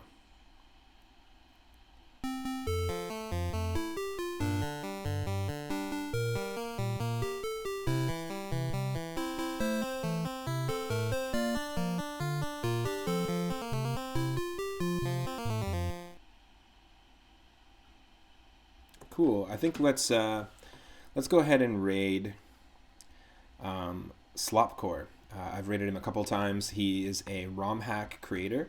He's created his own Super Mario World ROM hack.